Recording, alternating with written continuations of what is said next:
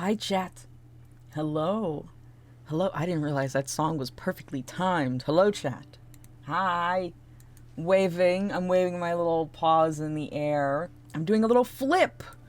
Hello. I love that you all are boofing and barking and awooing. I'm glad that you know what we're here for today. Are my tunes tuning? Hello. Did they die? Come back. Okay, sure. The second one said nuh-uh. But hello, here, I'm grabbing you. Come here. Rah! Hi, everybody. Oh my goodness. Happy International Wolf Day. It's also left hand writing day. I don't know. Irrelevant. Sorry to everyone who's left-handed. I'm evil. I watched you make this graphic. You did! I made this graphic right next to Beck. Thank you, Starfire, for the 18 months. Wow. Thank you, Kate is bored, for the 1 month. And thank you, Beck! Happy Wolf Day! Oh, hold on. There we go. Hello, everyone. It is International Wolf Day, and in honor of International Wolf Day, I have decided that we must go back to our roots. And that I've gathered today a lovely cast of friends to force them to make beautiful, beautiful characters with me in a werewolf-themed adventure in Monster of the Week. It's very fun. I'm very excited. It's been a while since I've done a streamed little game, so this one's gonna be a little bit. We're gonna be a little crunchy, a little funky. We're gonna have a good time. I'm not gonna be looking at chat very much. Pasta. Leftover. Finish your miso. I'm not gonna be staring at chat too much, but it's okay because they will. They'll stare at you and they'll make little yappings. But it's gonna be really vibey, really fun. Monster of the Week is a really cool, almost Buffy the Vampire Slayer, Scooby-Doo, but less silly type system where they roll 2d6s and their rolls influence the story, and I do not make decisions on what happens. I just kind of make the world that they exist in, and it's so fun and silly, and I'm so excited. Whoa! Wow! I'm so excited. I've been prepping for this for quite a bit, so I guess we should go say hi. I think we should go say hi to our lovely friends, our lovely wolves. Some would say. Hi, Andy. Okay, let's go see what they're doing up there. I hope they're being normal in the studio. Hello? If you can, in my Go Live channel. Hello. Waving, they're all waving. Hi, everybody. Oh my goodness. Look at us so sad over here. I'm waving, I'm kicking my little feet. Awoo. Ow. I've gathered a lovely cast. You want to tell them? I have no internet. And I haven't for 2 days. We don't know why. It's evil. It's evil shit. It's just gone. There's no specific reason. It's gone. And it's maybe going to be fixed later tonight. You're going to switch at some point. On my phone. You're going to switch to high definition at some point. Surely. So yeah, Hey is in fact on a phone, and we're doing great. Okay. Mhm. The Wi-Fi. How are you here? No, it's not even storming for me. It's not storming for me. It's literally nice and sunny outside, and it's just evil. Well, while you're talking, would you like? They should know who you are, but if you'd like to introduce yourself, in your pronouns, you don't have to do your blorbo just yet. Are we introducing our characters or us? You. We'll get to your characters.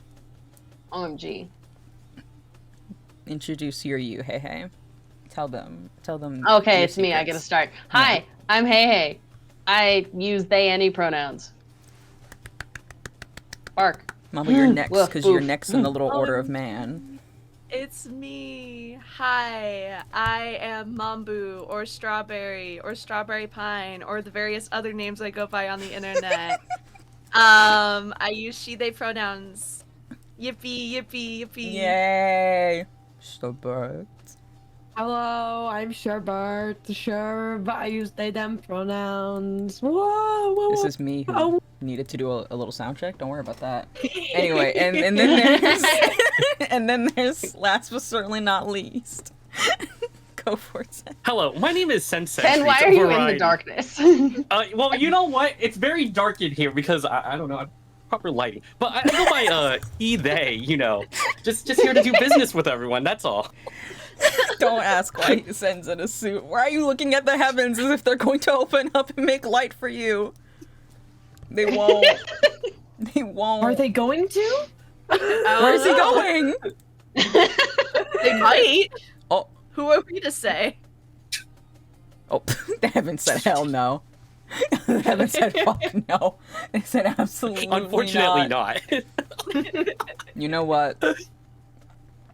You're doing great. You're doing great. Anyway, I hope you're all excited for we are starting today a beautiful little one-shot of Monster of the Week, which is a very cool and amazing and chill system. We will kind of pick up the rules as we go. Yeah, Sen, scoot over. Thank you, Sen. I centered you so well. I need you to wiggle. Okay. But we're gonna hop right into things, and I'm gonna start a little narration bit, and we're gonna get to your blorbos. And if any of the audio is weird at any point, scream in chat. They'll see it and they'll tell me. If anyone, I turned everyone up to good sounds, but just in case, or if music's too something or whatever, or another wavy hand gestures. But yeah, does a little flip. I guess we're all good to get started. Is everybody ready? Yippee. Yeah. Beautiful. Said, why are you so posted up? Okay, anyway. You know, I'm ready. Please proceed. Okay. Let me do a little... I'm gonna put this here and do a little shuffle. Okay. So, we start backstage, or backstage may be too kind of a word. Let's say it's like a back room. Barely suitable for all of you to be in it. The back room of the Iron Tap Bar is brimming with energy as you all are settled in, anxiously awaiting your turn. It's a gig you've done before, but this is different. See, this is the last show before the big night. Every year, there's a brawl of the bands. Maybe you've gone once or twice. Maybe you've perched outside the stadium, but you couldn't quite afford to get in, or were taking work calls, but looked on fondly at everyone having a great time in their t-shirts and paint and everything going on. But this one's different. But even from vibrations away, you could still feel the music, the songs, the hum of everything going on. But it's not just a dream anymore. It's gonna be reality. And as your little group prepares, you were invited to compete.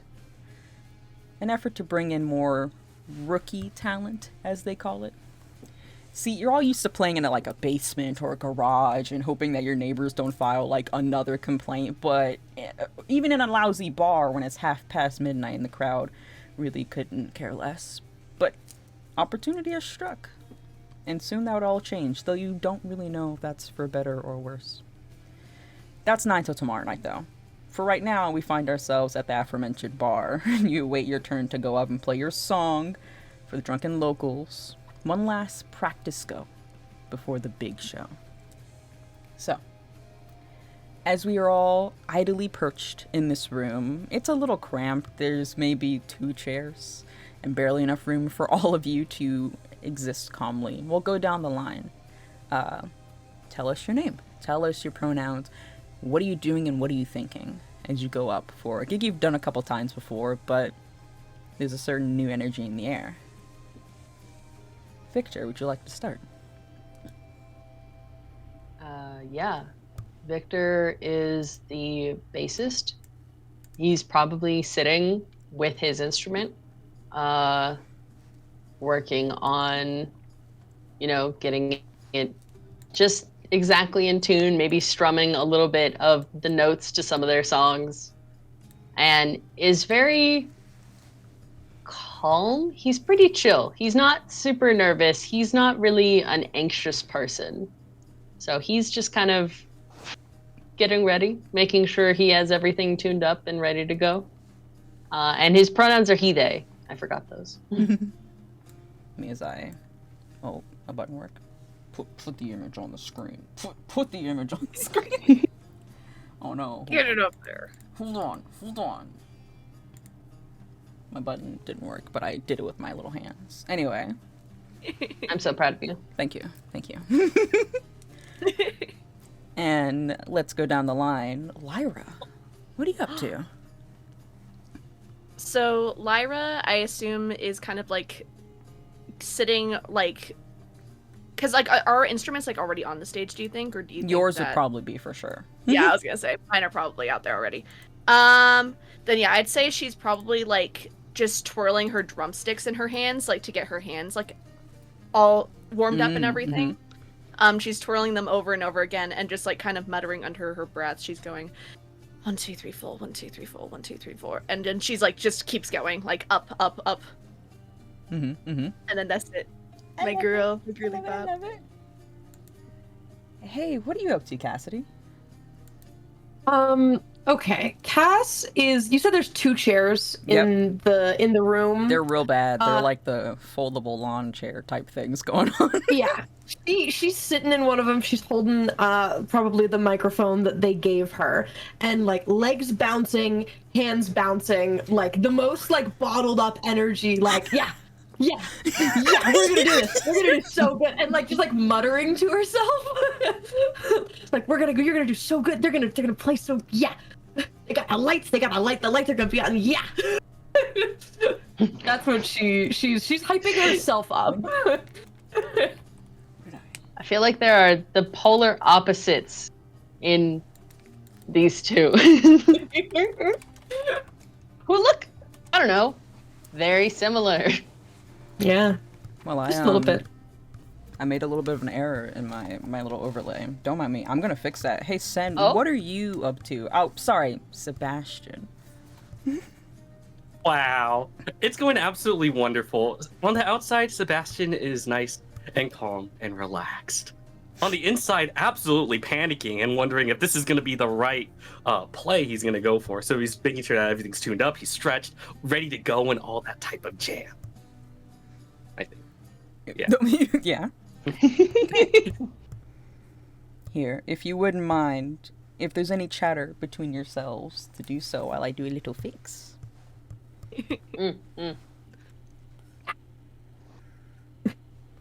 No the word. No the word. Victor will look over at Cassidy. Like, Yeah. You good, little sis? Yeah. No. Good. Excited. You excited? Yeah, You're excited. excited. You're excited. I'm excited. You got your little ding ding ding ding ding ding ding. Yeah, is that what you It call sounds my... cooler than that. It sounds cooler than that. Mm-hmm. Yeah. Okay, yeah, no, we're good. We're good. We got this. We have an actual, vocalist. Yeah. Yeah. And Yeah, you do. Do you think this is your Yeah. first time performing here First, with I your don't- sister? Is this the first I'm time? thinking it's probably the first time, like tomorrow night's big show will probably be the first time that we have you as the vocalist at that big event. Mm-hmm. Yeah. But like maybe for like a couple weeks or so, we've had you start coming into our shows and being our vocalist, and it's not just whatever random vocalist we found that week. Yeah. Uh-huh. Okay.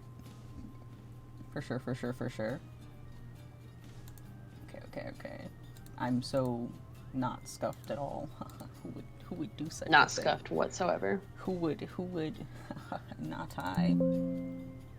Yay. Yeah, it's like it never happened anyway. So, perfect. You guys are all settled and ready to go. Yapping amongst yourselves. Some of you more excited than others. Mm-hmm. Soon, there's the high-pitched whine of the microphone outside. You have one, but there's also one out there on the little bar stage. Just like a wooden platform that's slightly higher up. than the rest of the hustle and bustle, and like a little announcer. It's just like one of the bartenders comes up and says, all right, settle down. We've got a little show tonight. Everyone, calm down. You know him, you love him, or maybe you hate him. Give it up for our very own Brawl of the Bands contestant, the Pack. And there is like light applause that is haphazard. Some of it's kind of drunken. It's late that you're getting to do this, but Clapping in the back room to make it seem like it's louder out there. perfect. You're hyping it up. Yeah. And it is showtime. You all make your way out onto the stage, into your respective locations, your respective spots. And I think, 1, what song are you playing? And 2, I need everyone to roll act under pressure. You can switch the stat if you think something else suits it, but this is to figure out how well we're doing. This is going to be kind of a consensus group roll to see how well or how bad this performance is. Can I argue for myself to use weird, since my magic comes from music instead? I think I would say that's perfectly good. Yeah, you use weird. Yep, slay. I was like, my cool is not good, please. Let me have this. So yeah, roll your 2d6s. You're gonna add your cool, your plus of your cool to it, or minus, depending. Oh no. And then let me know what you get. Oh, this is perfect. You're holding them up for me. I have a 9. Did really There we go. Yeah, I can. I did real bad. Also, 8, He's got it 9, together. She does 10. not. 8, 9, 10, and 3. Why didn't you lock it? That's awesome. That's You get to do a great. fun thing called marking experience. See, when you fail a monster of the week, it is in fact a time for growth. It matters a little Thanks, less because man. this is a one-shot, but it's a time for growth, to learn. Thanks, man. And learn you do. So the rest of you are doing fairly well. Sebastian, Lyra, this is easy for you guys. You're doing pretty good. Victor, you're maybe a little bit worried about your sibling being able to do well, but you yourself are fine. It's just maybe the nerves of, oh god, can she do this? Oh my god. Cassidy, how do you think you're feeling right now? Because I don't think you're doing too hot. I think it's like walking out there and being like, "Oh, you got this," and then grabbing like the stand and then going, No. Oh no. Like the music starts. Which song are we doing, by the way? I think what song's our starting song? I think you get to pick it, our beloved singer. Oh. So That's true. you start us off. What are we doing? You have a little list. Oh, It's your call. Which one are you? It has to be like the opener. We'll start with like Howlin' at the Moon. Okay, that's like the baseline one. That's our While that's I our was basic changing one. the things, I forgot to put up Sen's character picture. Let me just in case anyone was wondering. There we go. This is what he told me to put up. So in case anyone was wondering. Anyway, so we're starting with It's like Howlin' in the Moon. Starting like a beat late, and then trying to recover. Ooh, okay. I think the crowd is not necessarily all that enthused with you guys, but I do think some of them notice. There's a couple of laughs, maybe one drunken boo from the very back. You guys get started, but it is rocky. I think it sets you all up in a bit of a weird. It sets you all off in a bit of a funky groove. You're not doing your bestest, but you're not. The rest of you are trying to pick up where you can, but the vocalist is a little important. But you start playing your song, Howl at the Moon. It's pretty good. Everything goes well enough. Now, everyone roll just 1d6. I want to see who sees this. Okay. 4. Okay. 2. Oh. 3. Also 4. 3. Okay. Who else rolled a 4? Sen and... Oh, okay. Yeah, you're singing, Looking at but other you're stuff. also looking around the room. Both Sebastian and Cassidy, you will see this. As you are looking out at the darkened crowd, one of you out of nerves, the other one just leisurely existing and staring at the world around you, because it's fine, you're doing great. most people are blissfully unaware of the music. Some are tapping their heads. Someone's like really drunkenly bussing it down, but like not at all to the beat of what you're playing. When you catch sight of a struggle, a young girl, not much younger than all of you though, and someone who you've recognized here before at least once or twice. She's a bartender, actually. Is being dragged outside by a darkened figure, seemingly unnoticed by most of the other participants here at the bar. And that's what you see, and it's about midway through your performance if the two of you do anything specific.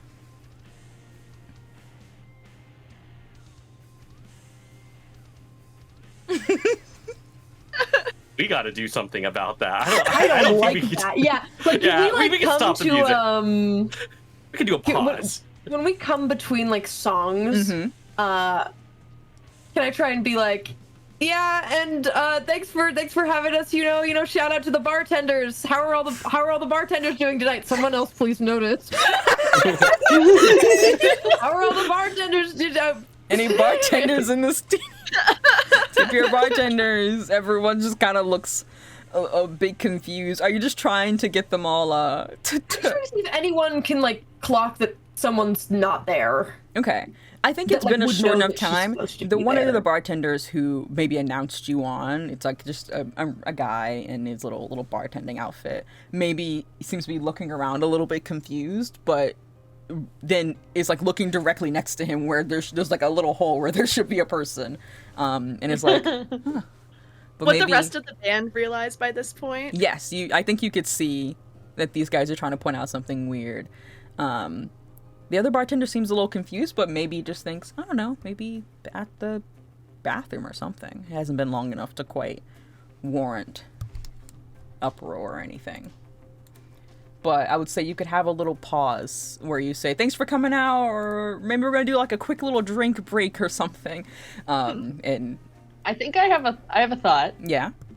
of like, obviously sister having a rough time, and now is being weird, and I don't even think I've necessarily like seen what they've seen, but like I can maybe hop in and have a moment of yeah, now a solo by our drummer Lyra Moon, and I like grab Cass by the shoulder and haul her off stage. Yeah. Lyra just I kind of just shrugs. like, yeah, Lyra. Lyra, roll act under pressure to do this performance by yourself. I will give you a +1 because I think you're kind of slay with it. I think you're I not hope too so. perturbed by this.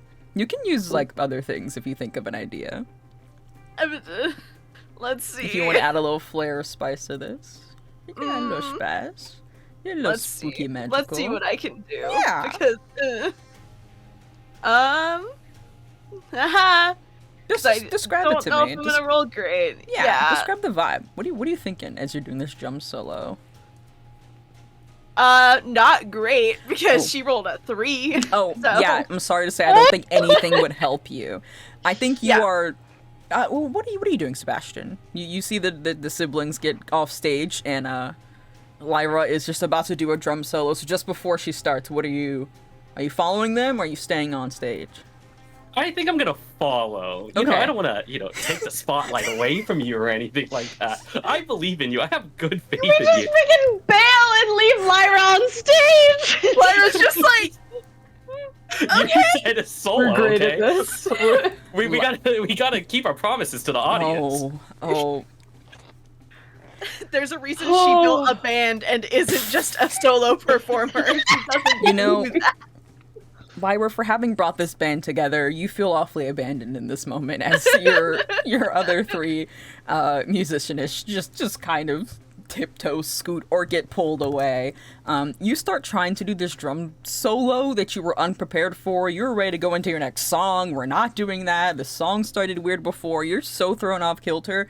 I think you just like immediately go to hit, and you're trying to hit one of the main drums, and you hit the cymbals really loud, and it's like a loud through the whole bar. Everyone's like, what the fuck, and immediately turns to look at you like, what? I think that after like a minute, she's like, I need to stop. I need to just. you just She's go. gonna get back on the mic and she's gonna go, okay, sorry for that off-kilter performance. We've had quite a few drinks already. I'm sure that when everybody gets back, we'll be fine. I'm gonna go get myself a drink. Oh, where is that bartender? And she leaves. You jazz hands away. You jazz hands away. Beautiful. You jazz hands away. We'll go back to the backstage, where the back room, let's say, where you guys all are. Now you have reconvened. Siblings, you there first, and you can have a moment to chat before the other two join you, and after a second or two. I'm freaking out. Hand on shoulder. What is going on with you? I don't know. I thought I was gonna do good, and then one of the bartenders got like dragged out, and I didn't know what that was, and that threw me off more. And I just want to Wait, go back. out there and- What? One of the bartenders, there was like a weird like shadow thingy, and he like took her off, and I didn't. Yeah, I don't know where she went. Maybe that was normal. Maybe, is that normal? Look, I can go check it out if you want. I mean, yeah, I want to redeem myself. As you say that, Sebastian, you come towards the back and see them chatting, and you've entered the room. You also saw that too, right? Like, You the saw- bartender okay, I'm just not- got okay, cool. yoinked right out. That's not normal, right? That's not like a thing. Okay, that yeah, I'm gonna bartenders go do. check it out. Oh, it's not, No. That's not normal at all. Okay. As you're going out, Lyra, you are walking towards the back room and just see Victor moving with a purpose. You guys ditched me! Why did you leave me? Listen, they know it was bad, but there's something worse going on right now. Okay, what? One of the bartenders, all the way in the back, just got dragged out in the middle of our last performance. Oh, for And I'm not God's making this up. sake. I'm gonna start going out. Is it Victor and Lyra heading outside? Or heading to where it happened? Or where are we all going? If they said that she I got think you're dragged heading outside, yeah, yeah. I was gonna say I'm gonna. Yeah, go she got dragged outside. Okay. Yeah. Is everyone coming with us, or Yeah. or are we sending half the team back to try and redeem ourselves? Yeah, we And they're like, don't put me back on stage. Just the two alone. Yeah, I feel like we gotta do another proper attempt. It's just an electric guitar and a singer in a dream. Alright. You guys can all make your way to the alley, TM. The alley. Let me go. All my buttons will work. Yay! We're in an alleyway now. Alright. As you head outside the side door, it's not locked or anything, it's just kind of heads out to the alleyway. There's a smell of leftover fries and puke and alcohol. It's pungent, especially for all of you, unfortunately. But most notably, you see on the ground is the body of a familiar bartender. Her name tag says Aria, but that's not really relevant for what is currently seen. Looming over her is a tall, dark figure. However, you don't even get long enough to look before, just as quickly as you see them, they vanish into the night, leaving behind a barely alive, shaking body of Aria. She is dying. This much you can tell. Maybe has seconds left. I would say probably you, Victor, are the closest up. You seem like you're kind of walking up to this scene, yeah? Yeah. I think you immediately go down to take a look at her and see what's going on, and she grabs onto your flannel and barely manages to like whisper, just broken, "Red. The eyes were red." Before it's silent. It's so silent in the alleyway, and it makes you take a second to realize there's no heartbeat to hear anymore. And she's gone. And this is what you all are confronted with. What do we do?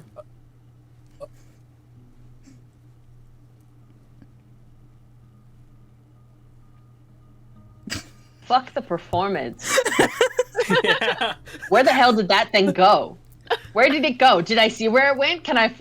I would like to know where it went. Yeah, it just kind of, if there's like the back of the alley, which is just like dumpsters, it just went straight down, let's say the left side, out into the street, onto the night. You know what direction that is, but you wouldn't know where that went afterwards. Are we chasing after this thing? I'm I feel gonna- like. Think we Go for probably it. should actually and cancel today's show. Probably. I mean, go I feel back. like Do it's we- already canceled at this point, so. Yeah, do we need to go tell someone? Or do we I- just run right now after? I'm gonna be a... Fuck it! I'm gonna shapeshift. Yeah? Okay. Why don't you describe that to me? Yeah. Tell us about it. Victor's like, fuck the show. Turns and immediately shapeshifts, like, does like the cool, like, turns to run and is now a wolf. Mm-hmm. Is now just whoop into wolf form and is running down the street Beautiful. to go and sniff after wherever the hell that thing just went. Outstanding. And I'd like to investigate a mystery. Yeah. Like, I think you're usually, like, investigating. where did it go? Yeah. You. Yeah, where did it go? And now I'm shapeshifted, so I get a +1. Perfect. You go ahead and roll it. We see Victor transform into a huge red wolf. Normally, red wolves are kind of smaller than the average gray wolf, but bigger than a coyote. But you stand at your big size, probably about 4, maybe even 4.5 feet tall from paw to ear. You are a massive beast with golden eyes and bright red russet fur as you start taking off into night, sniffing around. And what was that roll? That was an 8. Okay. So your question is, where did it go? You're hunting this thing down, all right? Yeah? Yeah. Perfect. Where did it go? Perf. Me when I lose my document. Come back. I miss you. My Shayla. There it is. she just left. Okay. So, you start taking off down the darkened street. You just turn to a wolf and just start running. You actually, I think with that, can pick up a strange scent. Is it a weird one that you cannot place or attribute to anything else other than smelling... You know, yeah, it honestly smells a little musty, masculine in nature, probably, or like the odor of a male, not quite the normal human smell, I would say. Your enhanced senses are catching a little bit more of details, but you have a scent to track in a direction to go, and you start running down the sidewalk, and we'll loop back to you. The three of you still in the alley. What are we doing? You just saw Victor just transform into a wolf and just run off, and you're like, they go. But you are still here with the body of the bartender, Arya. How does it look like she died? Is it like slashes, or is it like... Are you gonna like take a little peek Yeah, around, try to get Can an I do a idea? little peek around and Yeah. try to figure out what the heck happened? I think you can Yeah. roll investigate a mystery. Roll 2d6. A mystery? Mhm, Okay. As you start trying to Okay. assess. 9? Okay. So we're trying to see what kind of wounds we've got going on here. Yeah. Yeah. Okay. See, like, is this like yeah. She has a few pinpricks, just like in little bits of 2 in various locations. Your mind immediately goes that there should be one on the neck, but it's not quite there. It's more like thigh, inner arm, various locations, and she seems to have lost a lot of blood. At first glance, that's what it seems like, at least. Further investigation, you try to move her, and her body doesn't quite move the correct way, which is it's a body, so it's deceased and decaying. But it almost feels like the back of the neck, like the spine, something is broken that isn't being held together quite right. So you think there's some internal damage as well. Okay, well, she's very dead. Not a lot of blood. Think? I feel like we should have to tell someone about this, but I don't know if does that look bad for us? I mean, a Or- little. Yeah, that's... I think it might be worse if we just walk away and do nothing about it. That is Maybe true. We Okay, well, who wants to volunteer to go tell somebody? Because I'm not doing it. I will.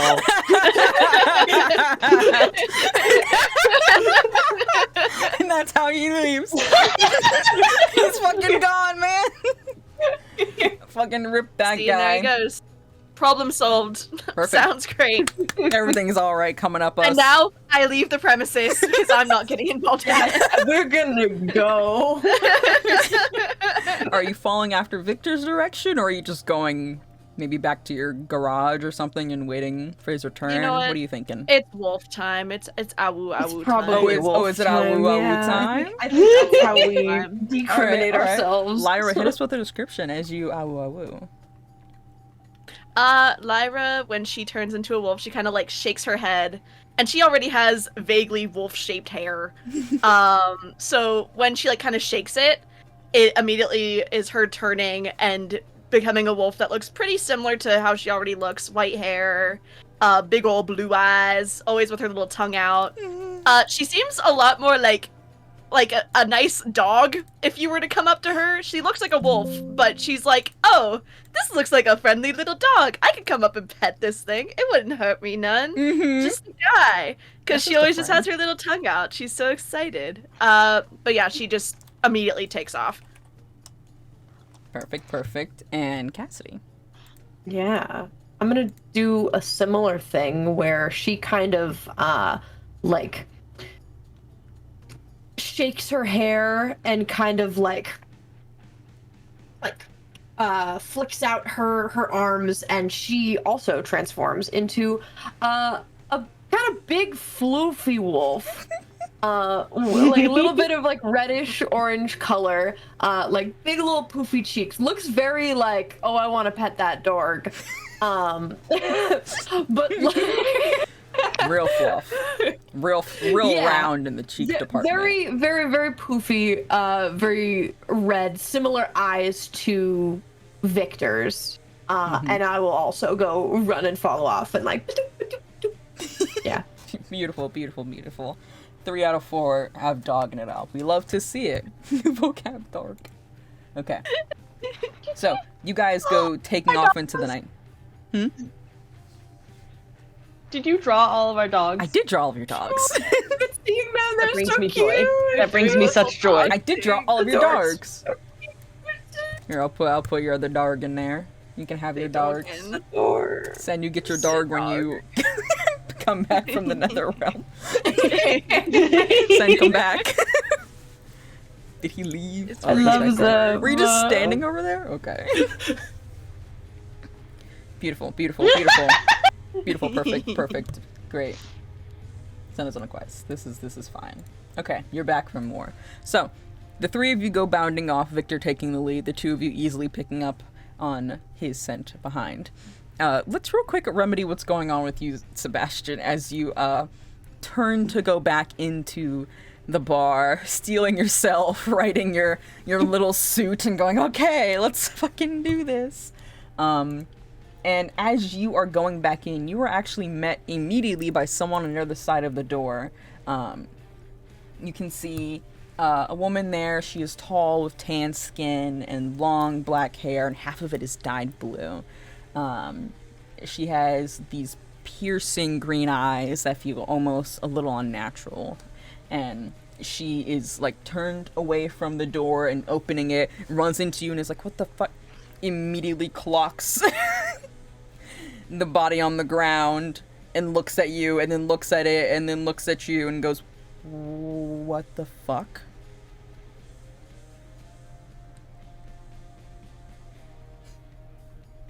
There's been an incident that has happened outside, and I think we need to call the proper authorities to handle it. I think she blinks loudly, steps further out, pushing you out the door, and closes it, and goes, "What did you do?" What did I do? We noticed something. Someone went out there, dragged her out, and we're trying to figure out what the hell is going on. And the other band members just went to go find what was going on. We need to let everyone know we need to cancel the show tonight, and we need to let someone know that this is going on. And you had nothing to do with... Put your fucking thumb down. And you had nothing to do with this? What? We were just playing 5 minutes ago. What the hell could we have done in that small Yeah, you were span of playing time? 5 minutes ago, and now someone's dead.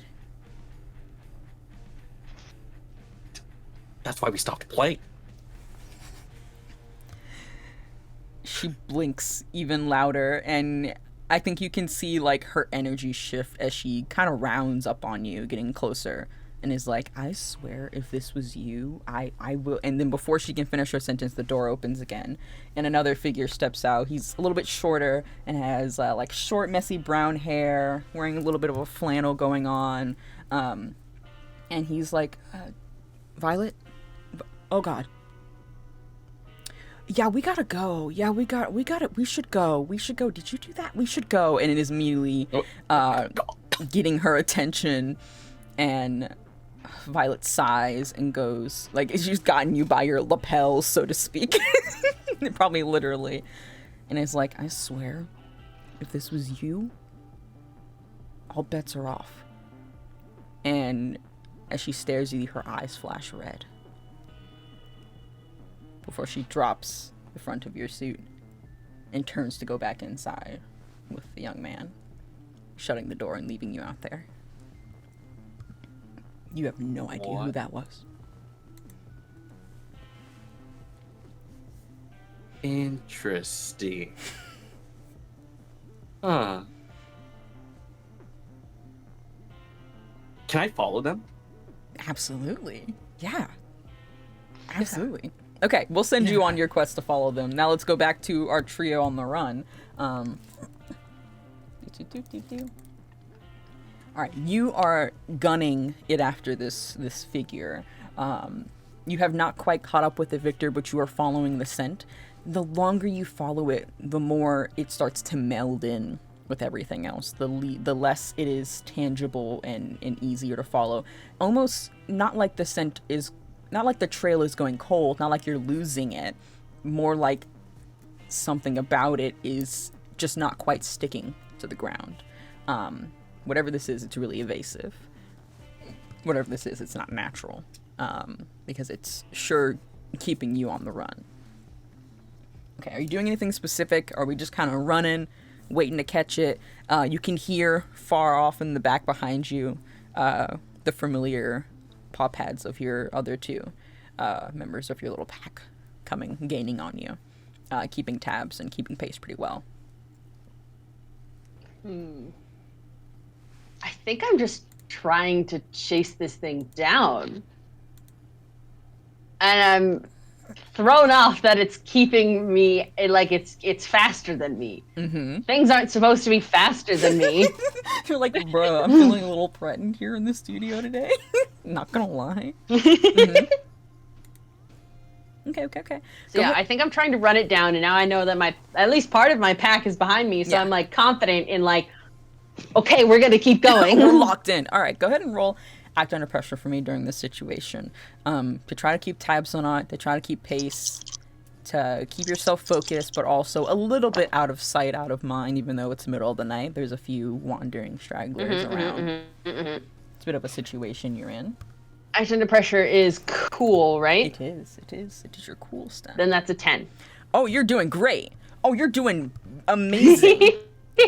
Go ahead and take +1 going forward for the next little bit as you're doing this excursion and running off and trying to catch up with this guy. Okay. You now acknowledging that your pack members are behind you, you feel confident that you can keep up with this thing and you will not be alone, which is really important for a wolf. You know, you're pack animals, so you have your friends at your side. And you actually start locking in and booking it absolutely aggressively towards this thing, and you can see it. You see this shadowy figure. You're coming up towards, let's say, like a park. Couple of trees, very like a little bit of a gated in thing, slides and all the things. And you can see it's trying to get coverage, trying to go into this like little nestled tree area to get away from you, but you are gaining towards it rapidly and quickly, and you're about to come upon it. Real quick, our other two that are back in the back, are we doing anything specific? Are we just booking it after Victor's scent? Anything going through your minds? How are we doing? I do want to say that I am extra quick. Yeah. Ooh. Because Yeah. I have preternatural speed. Ooh. So I go extra Ooh. fast. You've got like a train going where Victor's up here, and then you're slowly gaining, and then Cassie is like, Yeah. wait, guys. Wait, why are you so fast all the I time? haven't been to werewolf school for very long. I'm trying. Nah, she's a skirter. She go, That's his fun Yeah. point. That's all I'm saying. I'm like, I imagine that at this point she's just skirt. So yeah, that's what I'm doing. Okay. I don't know what Cassidy is doing. Desperately behind me. trying to keep up. I'm trying so hard, bro. You just got to werewolf I know where class. I'm going, but my feet don't move that fast. Like a bullet, bro. I think in a way, you're Yeah, I almost feel like the puppy-like. pace of this is like, yeah. Mhm. Victor is like hard and fast and consistent. Endurance. Lyra is gaining rapidly, Mhm. and Cass is like, what the fuck? I know I'm an endurance hunter. I'm getting kind of tired, guys. I don't really know if I can. It does bring you back to the fact that these other two have been doing this quite a bit longer than you. Yeah. And it's hard to get used to this. It's only been recently, I think, that the change has even become that easy for you, because werewolves here in this world, in this universe, have the ability to transform their form into that of a full wolf. There isn't any like halfway form or partially human animalistic thing. It is a full change.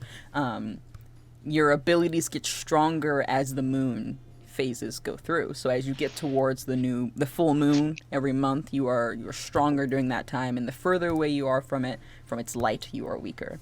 And the change does hurt. It's quick, but it is all of your bones popping and rearranging and growing and shrinking to be whatever new form that you end up being, which is your little wolf. And for you, for the first couple weeks, that was hard. The change in itself was difficult, but trying to manage it was really...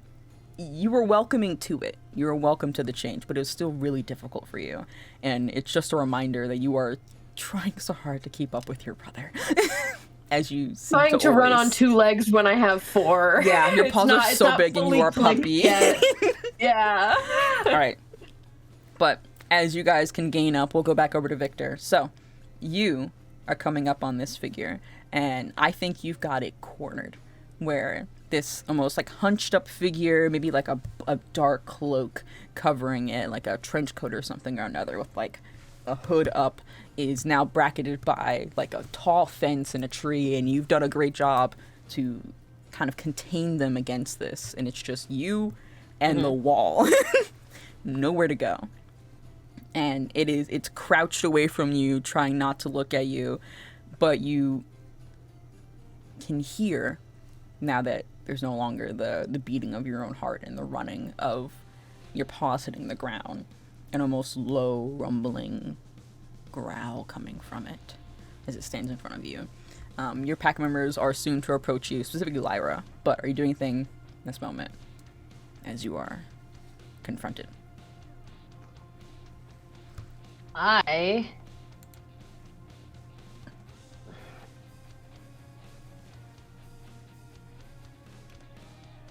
think I want to make, like, I just saw this thing kill someone, and I want to make sure it doesn't get away. Mm-hmm. I'm gonna bite it. Yeah, you just want to.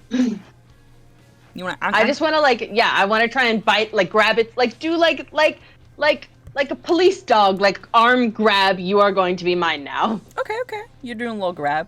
Are you going in for damage, or are you going in for restraint? It's gonna change how you roll. Restraint. Okay, then I'm gonna say that this is instead an act under pressure roll, rather than a kick some ass. In case anyone was wondering, that is the fight roll here. It's called kick some ass. It's written in the book. It's good. Okay. That's still cool. Is act under pressure. Mm-hmm. So Same that roll pushes for me you. up to an 8. Okay. Mixed success. You dash at this and grab it with your teeth. Or wait, do you think you're grabbing arm, probably? I'm giving police dog getting right here. You grab arm, and your senses are immediately flooded with a taste that is foul. As if you have nibbled on something rotting. Something that it's just so off-putting and strange to you that you almost instinctively want to let go, and your grip's maybe not as tight as it could be because you're tasting this, and the arm under you, it feels weird and malleable, and it's just not all there. And then the figure is struggling and rumbling and growling and looks down at you, and it is the face of Arya. But it is contorted.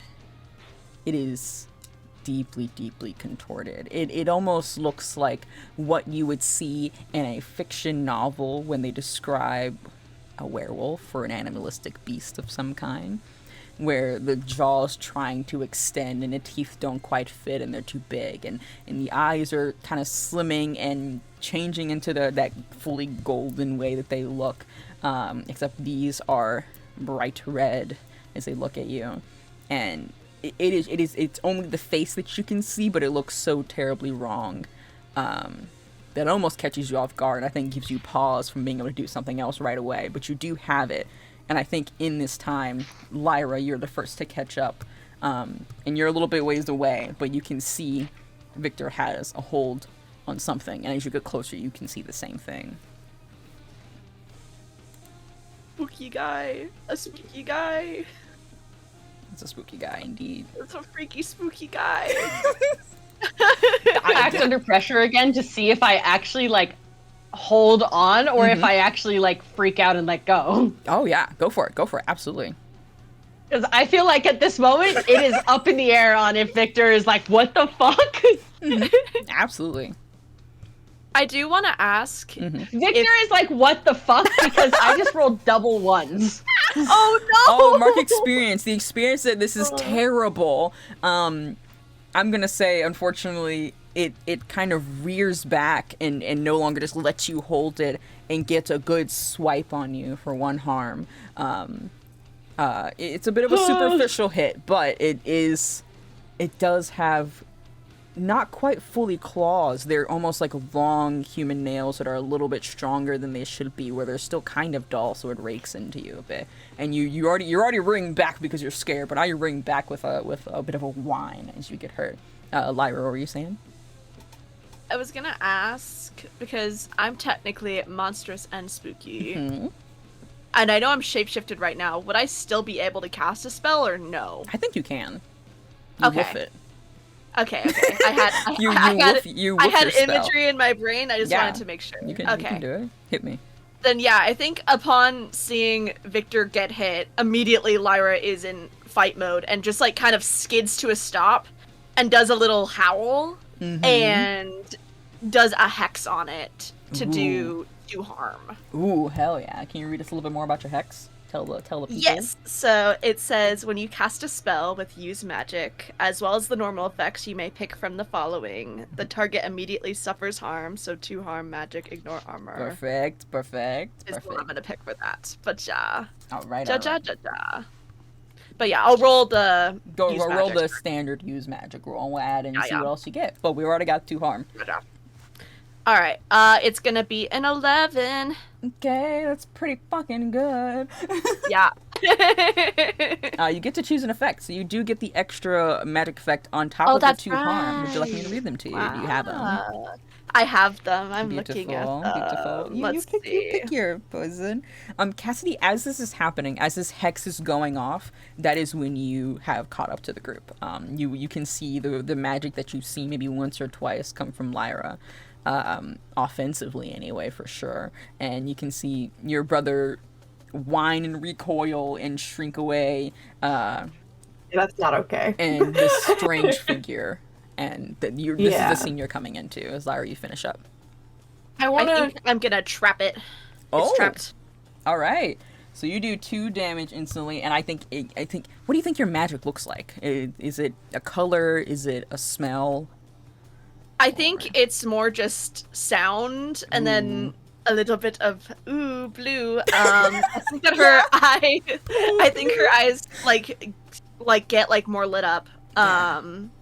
Do a little glowy glow, and then she do a little howl, and I think that when it's like the trapping, it's just like maybe like vines come from the ground and grab it by the ankle. Yeah, natural vines that are already down in there kind of grab at its legs and wind up.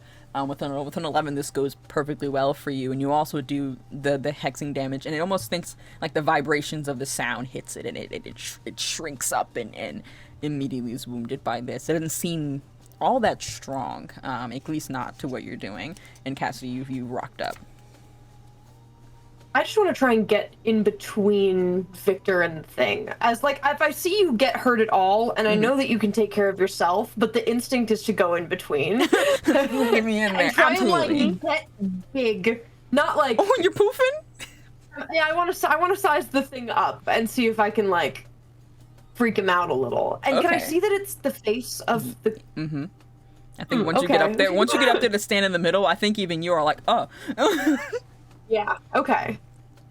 Okay. Did you want to? But it's trapped. Yeah, I it's just wanna- I trapped think and I it's just wanna held be in for a between. moment. I would say you all can communicate to each other through Wolf Link. So if you need to say anything or communicate to each other, that's going through. You're fine. What the fuck? She has her It's the first thing said. I don't know. I just trapped it. I know, think but I that was don't the like it. best It tastes bad. It tastes bad. It tastes so bad. Okay. Is it like struggling at all? Yeah, Like, to it's get trying to out? pull at these vines. But it's doing so almost like a caged animal where it's like clawing at its own legs when it can't pull at the vines. When it can't get them off anyway. Okay. I'm gonna real quick. Hey Sebastian, how's it going, buddy? How's it going?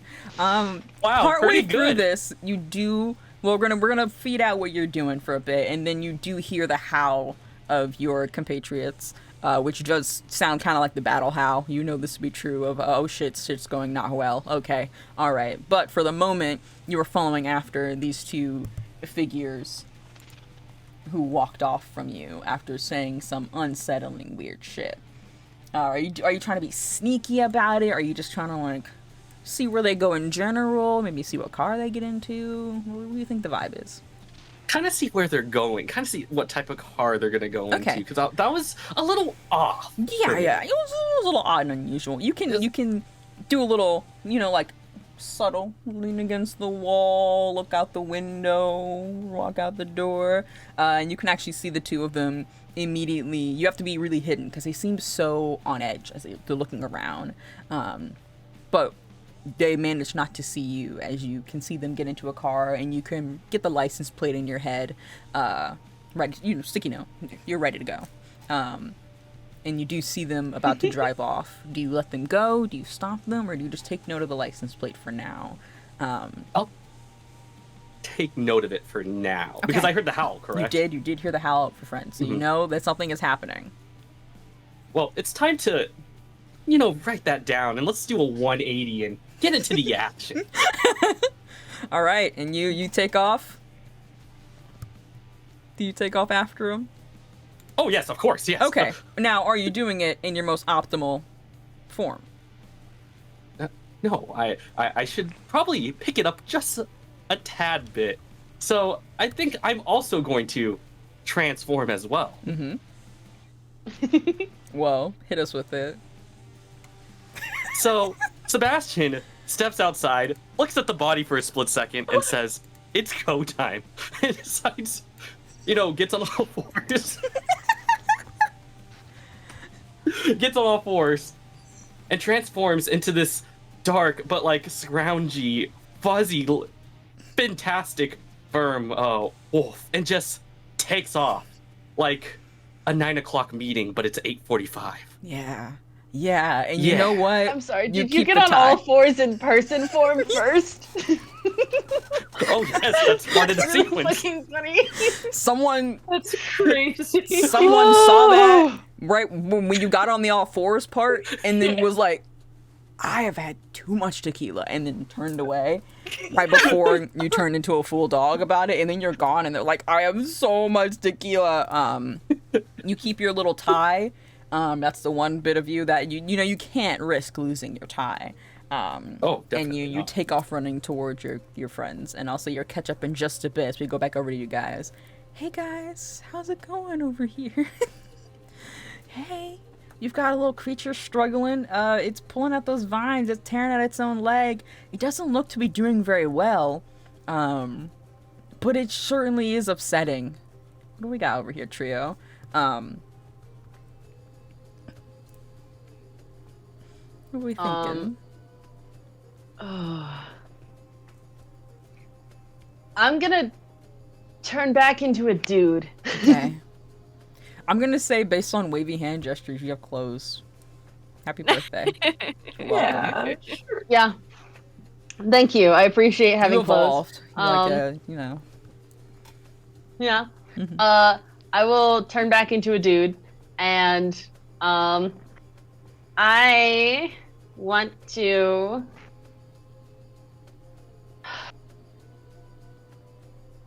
try and calm it down, maybe? Mhm. Like, I want to, like, manipulate someone. I want it to, like, calm the fuck down and be like, we have you surrounded, chill. Or my sister will bite you. Slash threat. Tries so hard to look scary. I wonder if it's working. You're just poofed up like you just had a bath. Like, Yeah, man. oh, it's so spooky. Big and scary. I'm so big and scary right now, angry man. wolf eyebrows, but it's not really doing much. Beautiful, beautiful. I will note. So with Monster of the Week, manipulate someone is typically reserved for humans, and is not something that can be done on a creature or a monster unless you have certain moves like Dark Negotiator or something or another. You can try, it will be very difficult. My thing to toss out there Give it. is that I have unnatural appeal. Okay. And I get to roll weird instead of charm when I try and manipulate someone. So you're kind of doing this on a weird like, level rather than appealing to maybe humanity. I'm trying to be like, we're weird, you're weird, fuck off, stop. All right, yeah. Or we will go fuck for you it. up more. Oh, yeah, slash threat. Cool. I love it. I love it. Go for it. Go for it. I Yeah. get this up. We're appealing to the weird here. Okay, I got a 7, but I have currently a floating 1 do? after running after the thing. Okay. Put that in there. So, because that puts me up to a mixed success, right? Is it 8 is mixed success? 7 to 9 is mixed success, so you're fine if you wanted to save the +1. So it's like 1. Oh wait, I have +3 to weird. So 7 do plus that. 3 is 10. Yeah. And then so You're I have a good. 10. Good. Yeah, you're fine. You're doing great. What do you say specifically to it in your voice? Whatever the hell you are, we have you cornered and surrounded. Now calm down, or it's gonna get ugly. Okay. I think you can see that whatever you're doing, whatever you're saying it's getting through. It's being heard and received. Let me do a little boop. Boop. Put you back on the screen. Actually, we'll put you on the screen. It's being received, it's understanding. There's a moment as it has these elongated, almost humanoid but pointed ears, not quite elf, but something more odd and unusual, that are twitching as its unblinking eyes are staring at you. And after a moment, it speaks, and it's garbled as if it's has water in its throat. As it says, "You will join us. You will join us. Under the light of the blood moon, you will join us. Everyone will."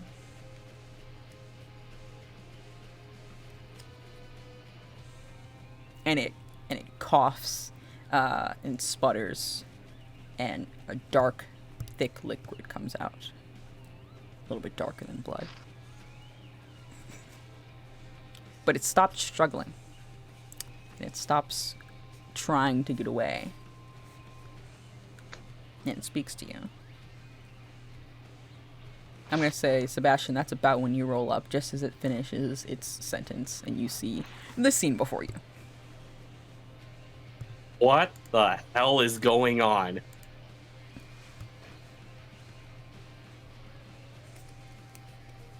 Can I talk to them? Can I talk to my? Do I understand? Does Wolf Link work when I'm not a wolf? Yeah. You guys got, like, Bluetooth. Okay. Just making sure we understand each other. You got Bluetooth, wolf Bluetooth, wolf tooth. Mm-hmm. Yeah. Cool. Fuck if I know. Can I talk to my guys? Yeah. What the fuck? I guess I'll turn to the thing and be like, "What the hell are you?" What were you saying? Were you saying anything, Sebastian? No. Continue. Okay, Continue. alright. You ask it what it is, and it gives it a deep, rough inhale before it goes, I am a part of the whole, and you will join us. Yeah, I think we should kill this guy. Yeah. Yes. Let's- Let's get this guy. That sounds like she wants to do it again. I don't think we let him do it again. Yeah, let's kill it. I mean, I already have it trapped, so I mean, if you guys just want to. You just wanna, I don't know. Yeah, Okay. yeah. Cast bite. I don't want to put it in my mouth. You have claws. Yeah, I did say it tastes bad. I did say it tastes bad. You said it tastes bad, and it said I'm gonna become you. I'm gonna try and slash him. Can I Yeah, claws you him? got little clawsies. Okay. I think, yeah, that's actually one of your attacks. Go for it. Yeah. Claws of the beast, if you will. I roll kick some ass. Yeah. You do. You are kicking this thing's ass. Okay. Oh, that's pretty good. 10. Perfect. Outstanding. I think with that, you go in for the hit, and normally, a lot of times in Monster of the Week, if you hit something, it's going to hit you back. It makes kicking some ass a little bit risky to do. But this thing is trapped and contained, so we're going to let that roll over. Between that, Victor being on the guard right there, and now your whole crew there, I think you got this. Go for the knees. Yeah. Yeah, I think you can slash at this thing. You go for a quick, efficient, the vital areas, and it struggles a bit, but it can't quite get to you or fight back much, and it crumbles, and as it goes down, it still whispers the same thing. I'm a part of a whole, and you will join us under the light of the blood moon. You will join us. And it goes limp. And it's just you three now in the park, with your second body of the night.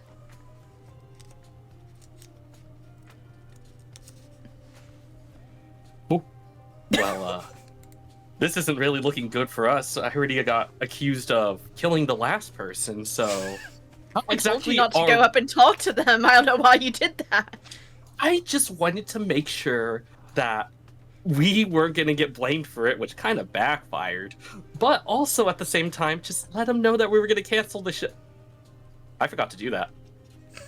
I didn't tell the bartender that we canceled. Yeah, we were done for tonight. It's fine. Oh, I'm sure they won't care. I'm sure that they were actually hoping we would. So sounds good.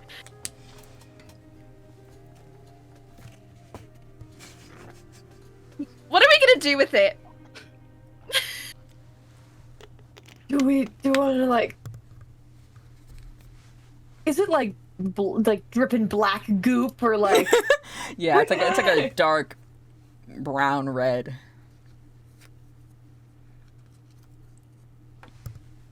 Does it have pockets? Can I rob this guy? Yeah, it's got like pockets in this cloak. Can I, like, I don't know, look for a wallet or something? Like, I'm curious, does this thing have an ID? Is this a person? Or is this just like a fucked up goon? Yeah, you start rummaging through and searching through, and you do find a wallet. You don't have to roll for it, and the wallet matches the details of Arya. Her little picture, name, things like that match this wallet.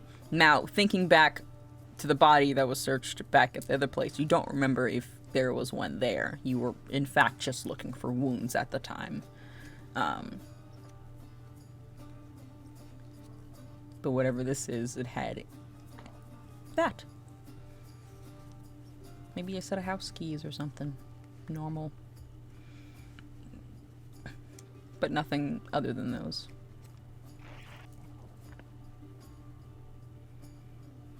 This can't be just a person, right? Like it was freaky. This is not a person. no, This was not not at a all. person. It tastes bad. Bro, Could how you- many people are you nibbling on? You I've bitten at least one person before. They're standing next to me. Oh, Yeah, but it's not like you like continued to eat it. Like I appreciate that.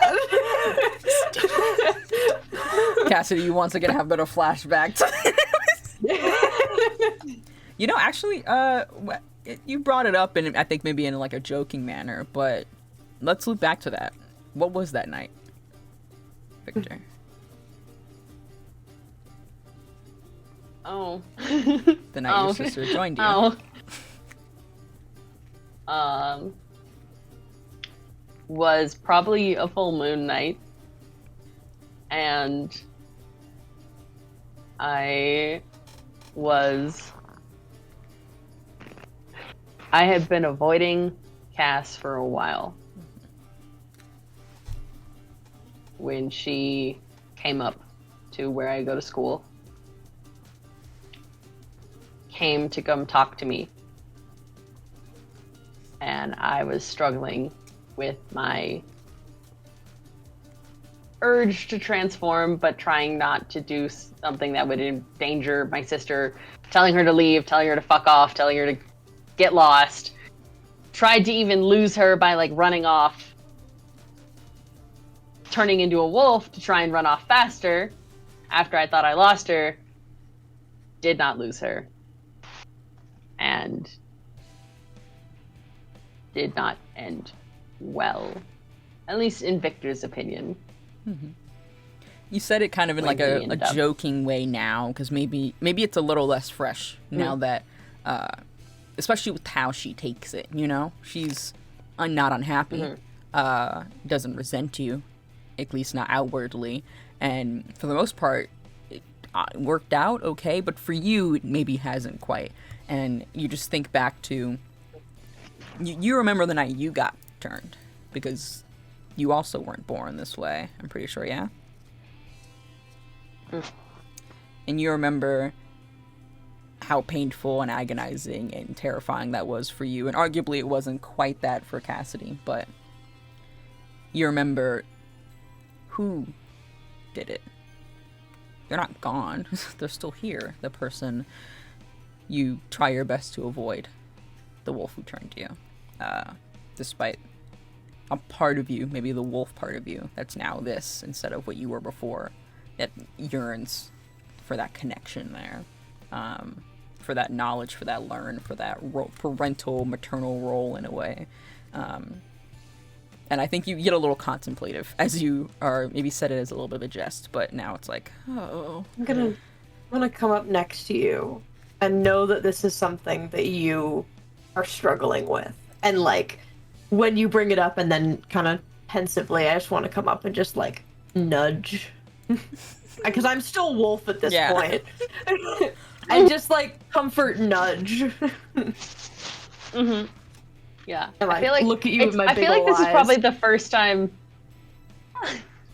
I feel like this is the first time Victor has probably joked about it. I feel like Cass probably jokes about it a lot, but Victor typically doesn't, and so like it kind of caught him off guard that he like said it jokingly, and then he's like, "Oh God." The horrors.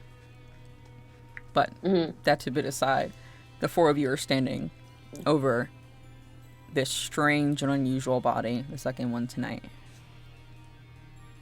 Confused? Not sure much what to do. Do we have any thoughts? Or I can take us somewhere. I don't know Well, if leaving this is the move. Bury it. Dig. We could, yeah. Big. Yeah. Sorry, the I might have a solution.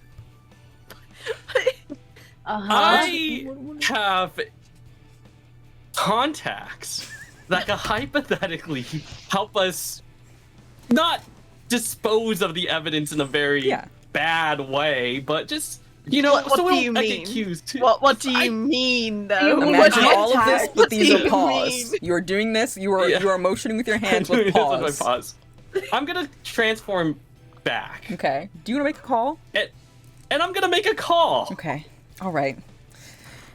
Okay. Sebastian, you pull out your phone, very officially. Yeah, there you go. You dial up the first number in your contacts, and it rings for only a moment, despite it being like midnight or later, before a voice picks up. Hello? Mr. Wormwood? Is that you? Oh my gosh, I've been trying to contact you for weeks now. Are you okay, sir?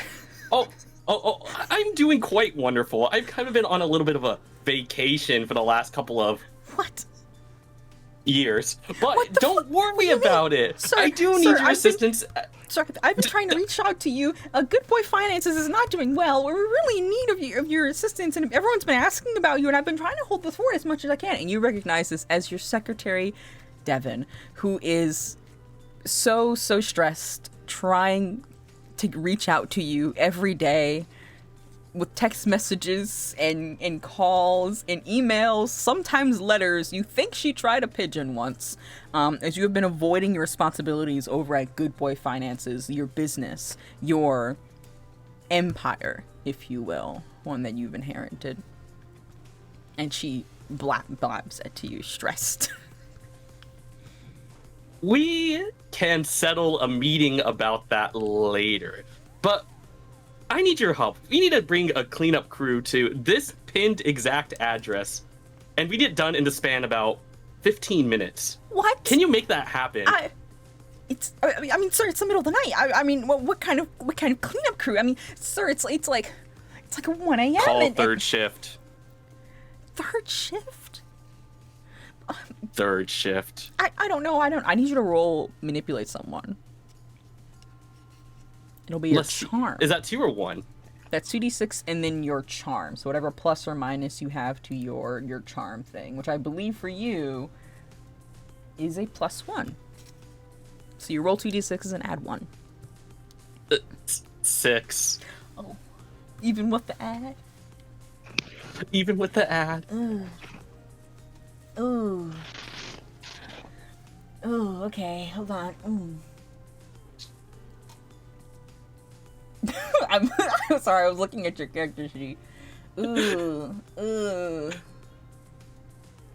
Raggy. Ooh. Yeah, it would have been. I was gonna say because your move, you have a move for that, but it's about the same plus.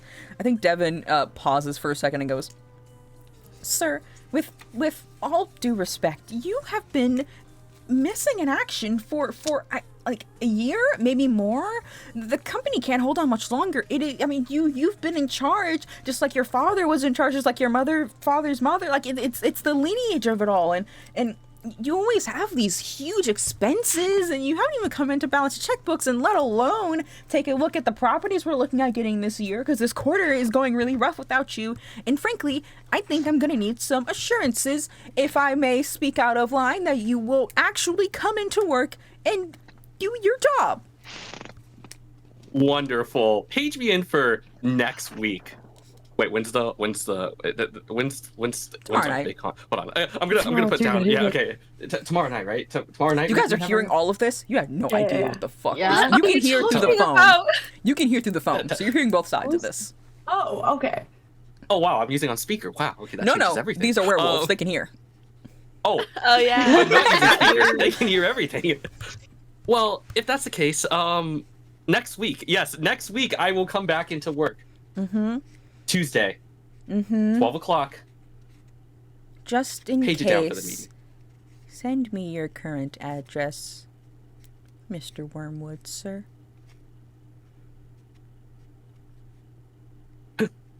I'm gonna turn to Victor for a moment. Hey, I don't trust you to Who are hack you up talking to? it's someone I trust, but preferably I don't want them to know our address. You know, it's a little too much. But, unless you're okay with it, you don't mind getting constant, letters. Okay, and okay. Pigeons. I looked over. There is an aspect to this game for Sherbertquake. You have something called luck. You have as a couple of those, and when you use them, it makes whatever roll that you have done that's a fail a perfect success.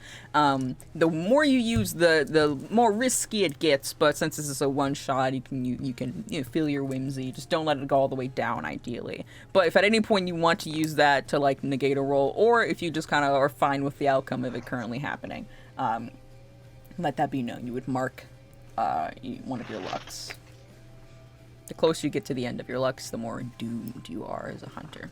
Anyway, continue this interaction. You'd You're be locked into okay this. with constant letters and emails and bills and all that type of stuff. Just imagine our little mailbox is now filled with Bills? letters, and not towards you. Don't worry, I'll take care of it. You thought he was a college student. He said he was a business major. Technically, still am.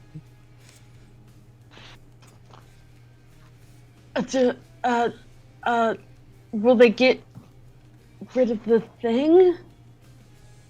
Oh, 100% for sure. Okay, I see. I understand.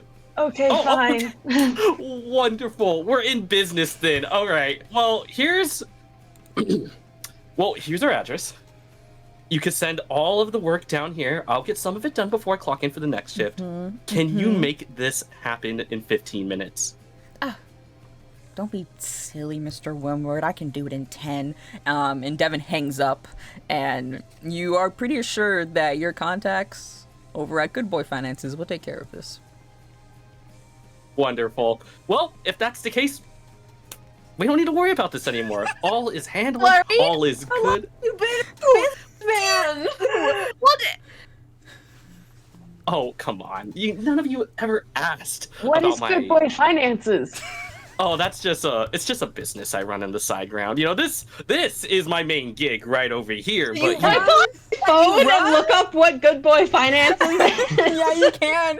Yeah, you can. Sen, do you want to say what you'll find, or a quick Google search of Good Boy Finances? Yes, Good Boy Finances, was phenomenal industry that is known for purchasing and selling properties. However, there is a lot of controversy around this particular business, as there is rumors that it's run by something else that likes to take out and unfortunately erase those that owe the company wrongfully. But those are just rumors. You don't need to worry about that. Ignore that Reddit, post and all that. It's not important. It's like the second thing that comes up.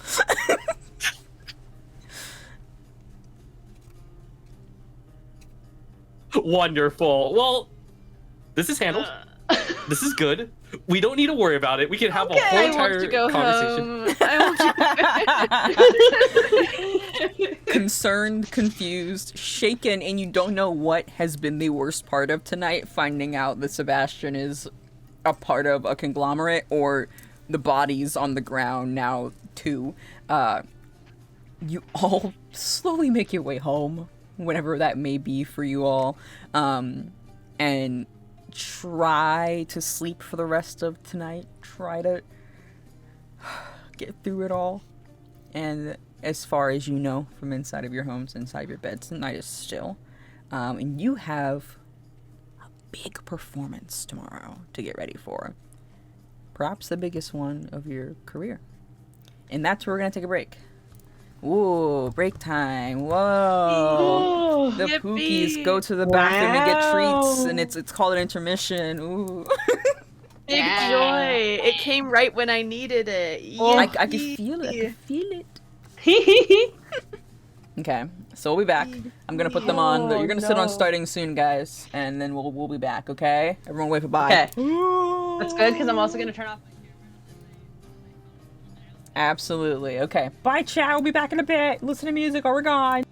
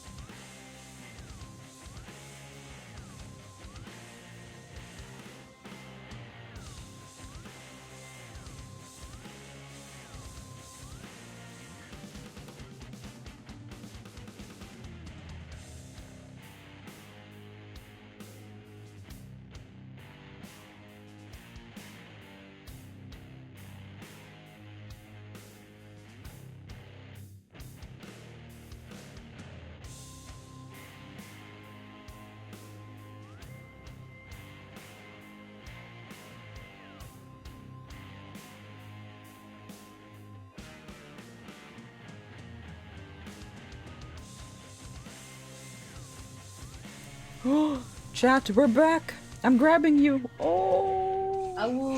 Oh, back over here. Hey has a beautiful message for our intermission. Now that it's over. So chat, here we go. I kin assigned all of us what dog sound we would make. Obviously Victor is a low boofer. He's just that boof boy. I think that Lyra, being musical, would be the awoo. Much awoo. Yes. Let's see. What do I think? What do I think, Sebastian?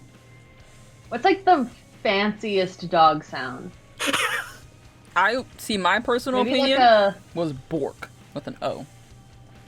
Bork. Yeah, I think you a know? bork. A bork. Distinguished. Bork. And I think that Cass is just straight up the bark. I just think Cass is just straight up a bark. Bark, bark. Lyra is either a woo or woof. Probably a woo. A woo is the right one for Lyra. And then just straight up bark for Cass. Mhm. Boof, Yeah. bark, bork.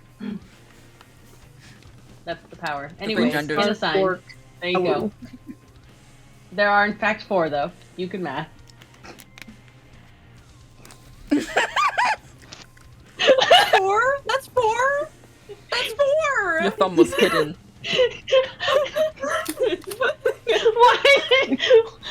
Why like you that? like I that? What do you- I don't know why I counted it like that. What's It's not how I normally count. This I feels don't like know, man. this has to be harder to hold your I was like, pinky that one- way. No, because I was like 1, 2, 3, 4. That's.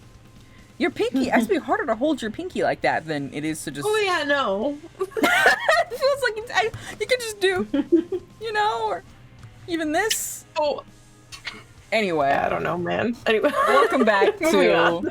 Claws and Cadance. Let's get back to our merriful band of wonderful wolf misfits, whatever the fuck variation they are. So, you all go to bed. It's about as restful as it can be under the circumstances, and we're gonna go skip, jump, hop over to tomorrow.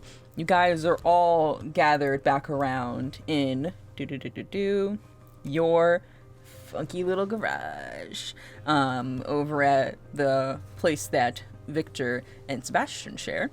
Your little house situation. It is grungy and there's cords everywhere. There's half band equipment, some that's thrifted, some that's new. There is just a lot of little bug. Stop attacking me. Try to kill me. There's little buggies on my nose. It is posters on the wall from various endeavors and fests and concerts. All kinds of manner of things. But it is your guys' little, like, den, if you will. It is where you frequent the most together, where you practice, where you hang, and where you've gotten close.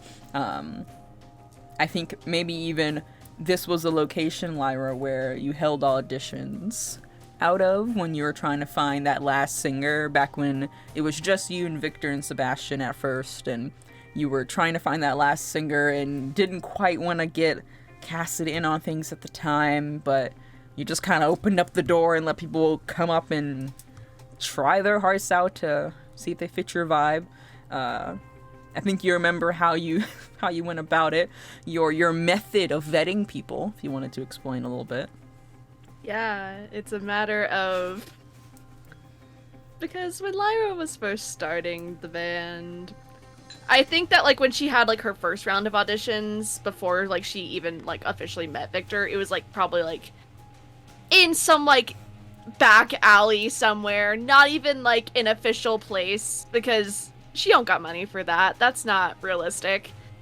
But basically, it would go like this. The person would play for her, and she'd be like, wow, that sounds so good. Just a couple of after questions. First question, oh, what's your schedule look like? Oh, how's it going? Oh, what is your hobbies? What do you do? Third question, theoretically, hypothetically, if you or me was, like, turned into a wolf, do you think that'd be crazy? Would that be crazy? Because, like, I'm thinking the name of the band would be, like, The Pack or something, but, like, I don't know. Like, would it be crazy to, like, you know, if one of us would that be nuts? And if they're like, yeah, that's crazy. She's like, I guess we can't. Sorry, I'm going with someone else. And then eventually, she pulled up Victor, and she was like, got to the last question, and Victor sniffed her out, and she was like, oh, this works. This cooks. My method. This cooks. Mm-hmm. And it worked. Mm-hmm. And then she got another one. And then she was like, maybe I shouldn't be going with this method when they got to the garage. She's like, maybe we shouldn't be asking random people if they can turn to a wolf or something. I don't know. Maybe that would be crazy. Maybe that's too nuts. Too quirky and silly. Mm-hmm. But, hey, your vocalist fell into your lap. Or, well, to someone's teeth. Womp womp. In any case, we find ourselves here at your garage. You're all together. Jane, what are we feeling when we thinking, when we yapping? How we doing? It's gonna be like. So do we know when the next blood moon is? Can I Google that? Yeah. You can look that up. You could do a little quick Google search. You go on like astrology.com/moon. Yeah. And see what might be coming up in the current times. Most notably, yes. I don't think you have to roll for it. It is, in fact, tonight. It is a blood moon or a total eclipse on this day. That's good. Which kind of, now that you know of it, you become really aware of just how strong you feel, how alive you feel. You didn't get much good restful sleep at all. You feel pretty good, all things considering, physically, at your strongest. Maybe stronger than you normally ever are.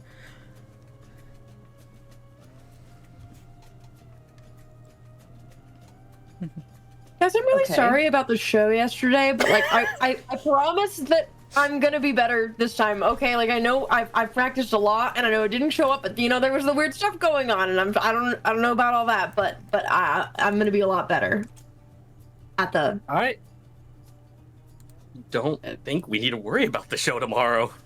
Well, the show is tonight. Or tonight. I don't think we need to worry about the show. I think we have bigger manners to press on. Well, hold on. We worry about both. To be completely frank. It was a lot. Both are important. The performance last night, it was at a bar. That's fine, whatever. That happens all the time. This performance is actually important. Can we make sure that we actually go to this performance and it goes well, please? We just Well. gotta keep an eye out for weird, freaky little things. Red Exactly. eyes. Red eyes Also, and I mean, spooky faces. I don't know what that could be. Yesterday. Maybe we go beforehand and sniff around? We know what they smell like. Not a bad idea. Yeah, no, that's perfectly fine. Yeah, definitely. It's Do you have something you want to share with the class, Sebastian? a little more happened yesterday before I joined all of you. I thought I you met just up. Hmm? Flubbed up. I thought you just flubbed up showing somebody the body and then ran away. I thought that's what happened. What else happened? Well, there was a little more to that individual. They also had different glowing eyes, and it was weird. It's one of those things where it's easier to explain if you were there versus. What did they look like? Tall. Can I get a redescription of that description, please? Yeah. The girl was tall, tan skin, long black straight hair. Half of it was dyed blue. The more masculine figure was shorter build, messy brown hair, and wore a flannel. I would say, Lyra, when you hear this, this is ringing some bells, though not in a direct way. This isn't someone you've specifically yapped to or hung out with, but you know of this figure because it's such a distinct image in your brain. And when the red eyes are mentioned, you've been doing this wolf thing for a while, and you've seen quite a few things around in your... A while as in longer than everyone else here, I would say. Well, no, not longer than Sebastian. But you've been around the block, let's say. And you've been local here as well for a little while now, and a bit more of the friendliest of everyone else. You've seen these figures around, and while you haven't talked to them directly, you have gotten odd and unusual vibes from them. That they're not quite human. There's a lot of entities that aren't human. As a wolf, you pick up on the sense a lot. But this one, it's ringing some alarm bells that you can't quite pinpoint anywhere. Your hackles feel like they're raised.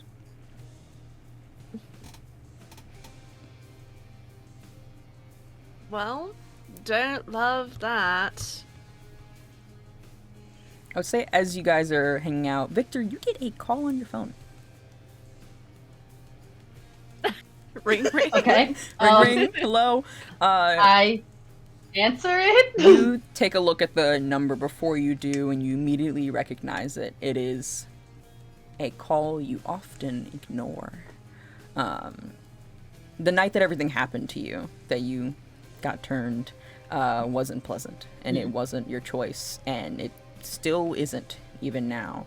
But the one who turned you has always occasionally tried to keep in contact, keep an eye on you, sees your little band of misfit pups and sees an opportunity for a larger group, a stronger, more powerful group altogether. Her name is Tori, and she's who's calling you.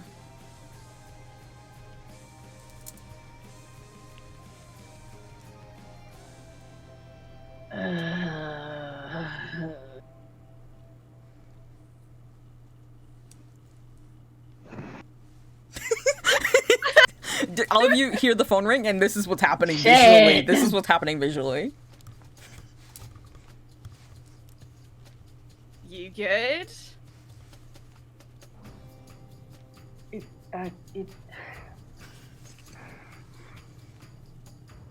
Maybe it has. Maybe she had more information. Maybe he's like having a moment where he's like, Mm-hmm. Because it seems like tonight is important. I'll answer the phone. Okay, you catch it just as you're on the last ring.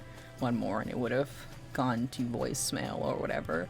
And as you pick up, immediately, a familiar, God, you wish it wasn't familiar, voice comes through. And she speaks. And she's like, "Hi there, pup. You're getting into some unfavorable things. Do you need some help? Heard some whispers on the grapevine. You know, people talk."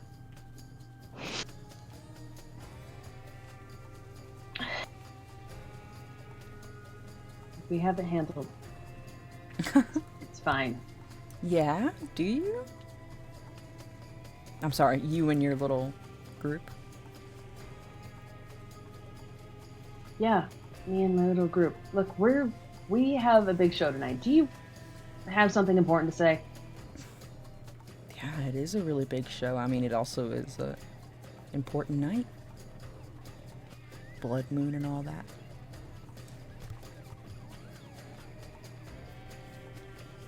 Yeah. The thing you said last night. Mm-hmm. I've heard a little bit on the grapevine about what you guys have gotten up to. I think you've got some of the locals in a tizzy. Maybe not a very favorable way.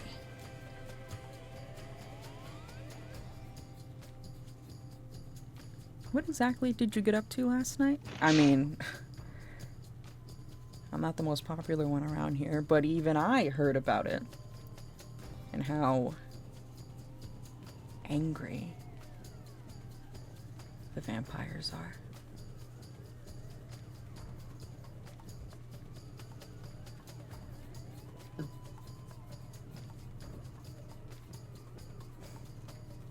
Yeah, you don't know. I keep telling you there's a lot that I could teach you, a lot that I could show you about this world. But you are so stubborn to go in it alone.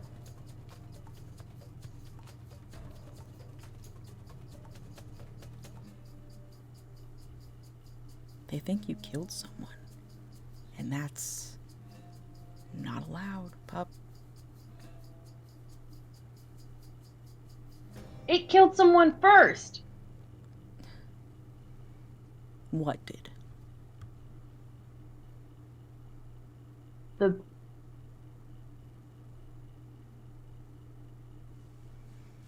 Wait, they think we killed Arya?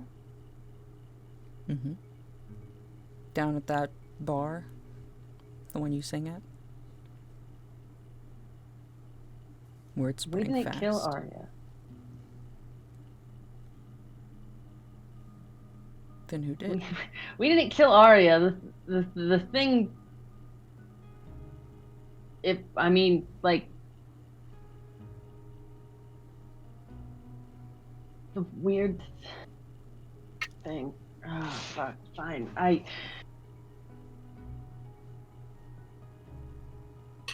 There was a thing that attacked this bartender last night. And she died. And then we killed it. We killed it back. What kind of thing? I mean, can you prove that it was one of the vampires and not you?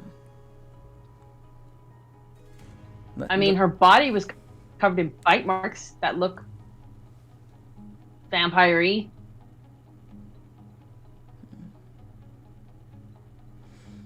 Like, it wasn't a wolf attack. Like she was intact, except for her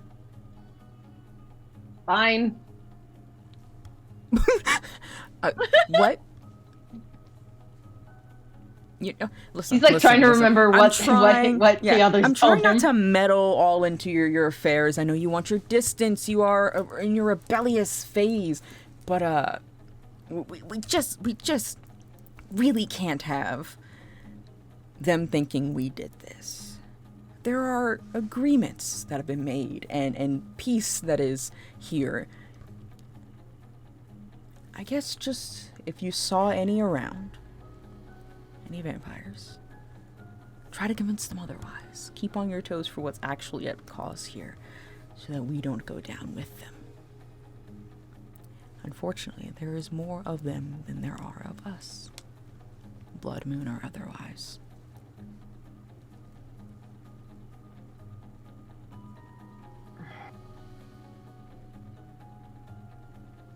Yeah, well, keep an eye out tonight, okay? Things said that we'll all join it under the light of the blood moon. Huh. That's odd. Maybe keep your eyes out if anything else is weird about tonight. I don't know. The news or local weather astrology stations. Seems a bit odd.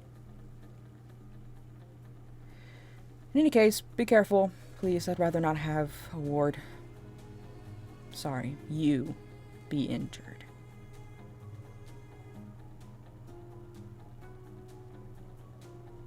Yeah, I'll be fine. Attaboy. And she hangs up. I don't like her. What's the... Hate that. Hate her. Don't like her. Bad vibe. Us who all just heard the entire phone Yeah, we call. do have to don't like establish her. everybody's hearing it. All of you are just staring like the opposite direction, but you cannot stop the advanced hearing. Anyway, you're left back So to your the own vampires devices. think we killed the girl. Well, yeah, whatever Sebastian talked to was vampires, so. but we didn't. And that's No. important. It just makes it complicated. What did you say? Hey, hey. You knew there were vampires? I figured you knew. I don't know. I didn't talk about it. I kind of assumed. I figured. I don't know. I didn't know you from the start. I didn't know how long you were. It's probably like wizards too. I don't know. Wizards I don't know are anything fake. about that. Considering I can Sebastian, do magic. you know wizards are stuff. fake.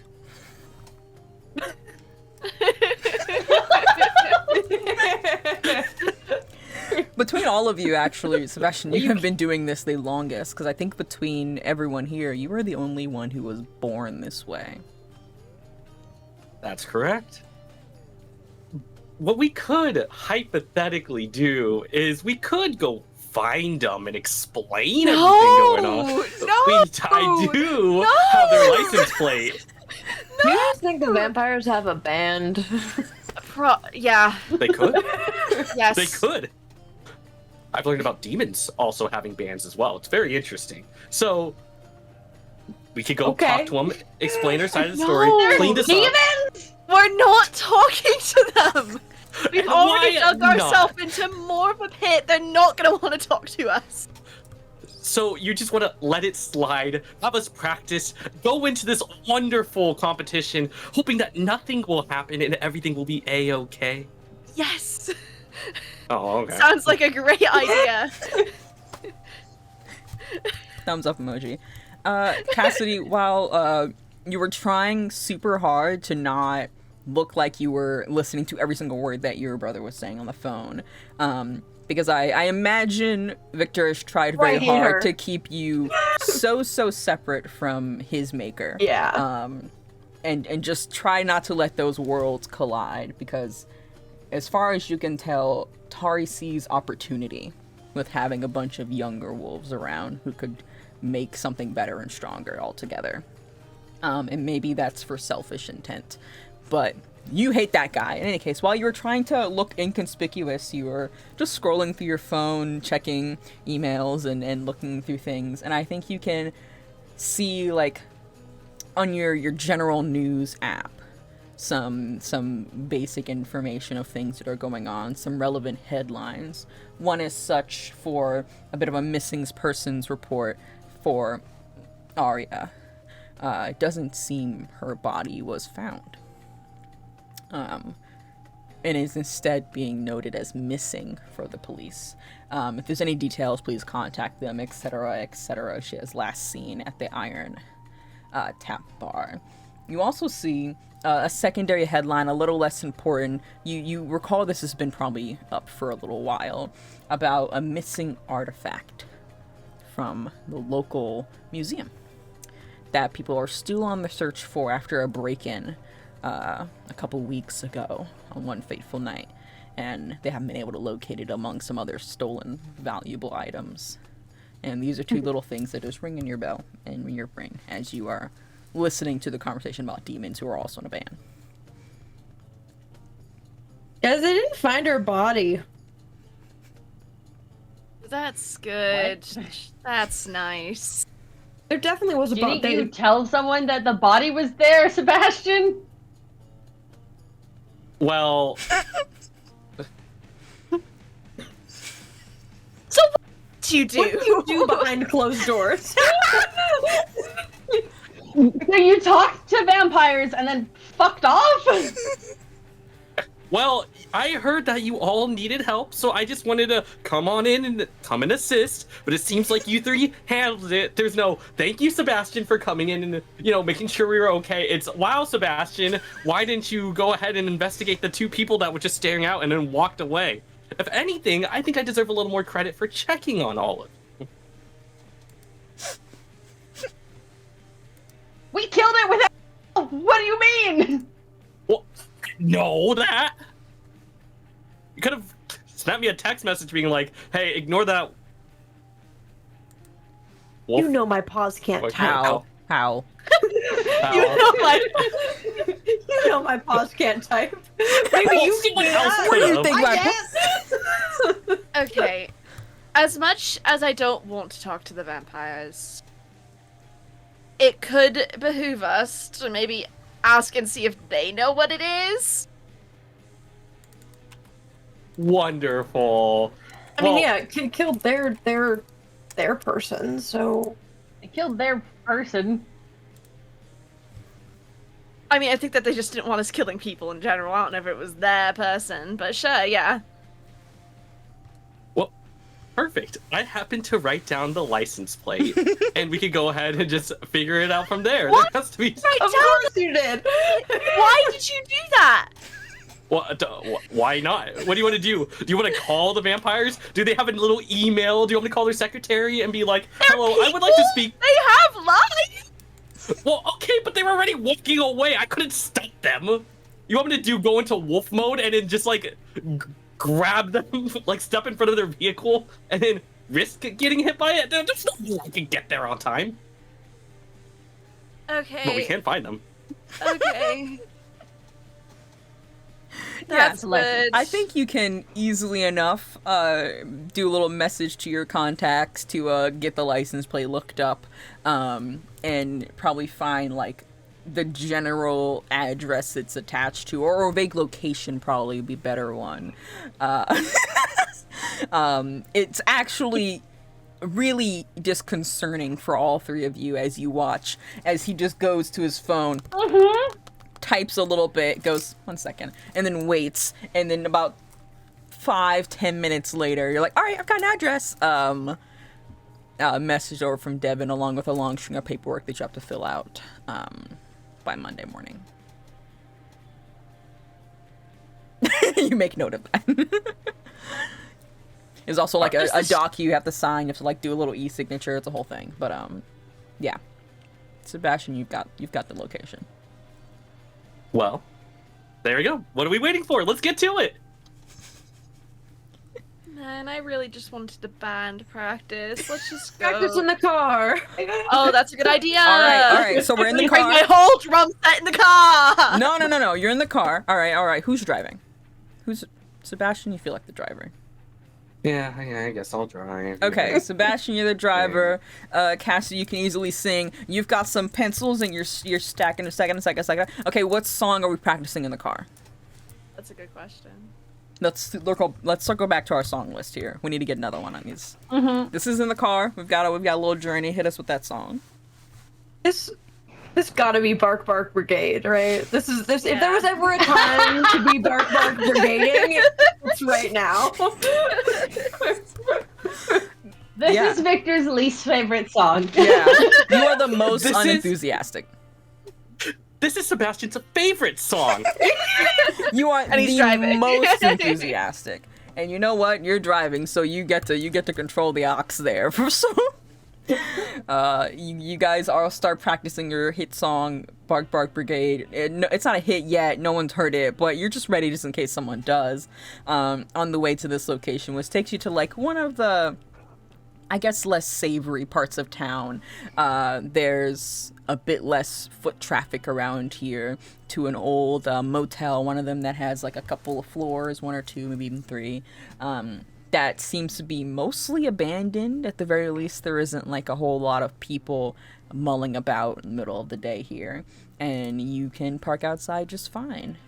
And I think as all of you step out of the car, I think as a consensus, your hackles feel like they are arisen, as if you were in the presence of a predator, which is an odd feeling considering what all of you are. And you know that this is a den. A vampire den. This is a vampire den. Ugh.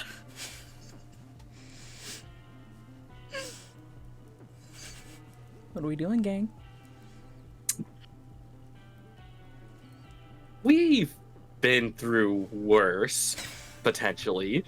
What? So this is just another business meeting. Explain to them what's going on our end, prove that we didn't do it, and then after that, we can go back to practicing. And then maybe, maybe. You got rid of the body!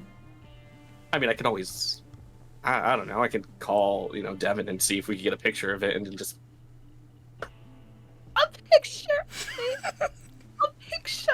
Oh, I'm sorry. Do you want me to call Devin and say, hey, can you get... You remember that body that we asked you to throw out yesterday? Hey, can you give it back, please? Pretty please with the cherry on top in 10 minutes. Do you want to do that? Would you like me to wait for the body to come back? No. Let's just go. Let's just get this over with. Vampires. Yeah, cool. All right. You guys make your way towards the front entrance, and do you just like knock, or are you trying to sneak around? How do you think your approach is? Is it just kind of out in the open? You do have a sneaking suspicion. If you can sense that something is here, then surely it should be able to sense that you are here. So maybe sneaking's not quite on the table, but how would you like to approach this? Arms up, white flag. Yeah. Yeah. White flag. Yeah. Hello. You make your way towards, like, I guess, like, one of the front doors, maybe where, like, the office would have been if you were checking into a normal motel, and the door creaks open slowly, though you don't see a figure immediately at the other side.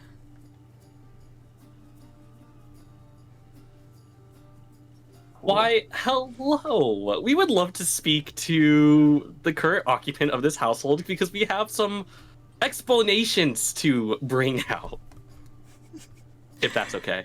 You say that, and the door just kind of creaks open a little bit wider, awaiting for you to step inside. Okay. Okay. You you make your way on in. It is dark besides, like, the curtains are drawn and there's just faint light coming through them, just enough to illuminate the place, and your eyes are enhanced, so you're doing fine here, but it is overall pretty dingy and dark. Not unkempt, not filthy, but definitely abandoned from something that is living. It is not a place where something that needs to eat or sleep or any of the normal bodily functions is residing. It is stale in that way, that something dead could be here. But still moving, as is vampires known to do. As you make your way in, you can see a couple figures loitering around. Most of them are eyeing you as if you are sheep, and they are the wolves.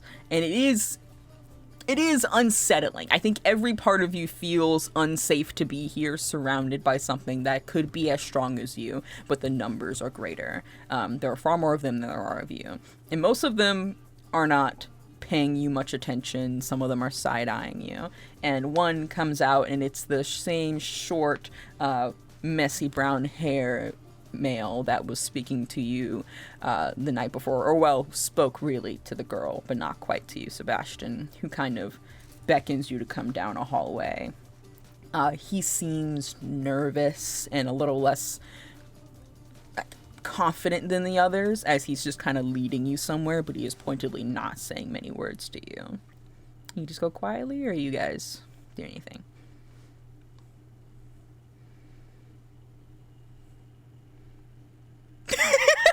Victor's going quietly. Victor's going quietly, man. Victor's like, this is so polite right now. My legs are crossed. My paws are crossed. I'm so polite. Beautiful, beautiful. I'm keeping an eye on the exits. Mm-hmm. Yes, and? Yeah. So, long time no see. I don't believe I've gotten your name. Oh my god, don't do this. I think he, like, looks at you. His eyes are like a dark brown, but in that moment, there's a bit of a red tint, and he's like, yeah, I didn't give it. And, like, slowly turns away and keeps walking and, like, hunched shoulders. Hey, I'm not gonna lie. I don't think these are the friendly types. You know, usually I kind of expect this from opposing companies, but, you know. I think Lyra is, without saying anything, also just, like, scanning any vampires that they pass by. Mm-hmm. Even though she doesn't want to admit that she is looking. Yeah. Well... Trying to make eye contact with as many of them and just, like... be, like, walking by and be like, it's just cool, guys. You're being so polite and cutesy right now. Victor is covering his face and wishing to be anywhere but here. This is the worst combination of people.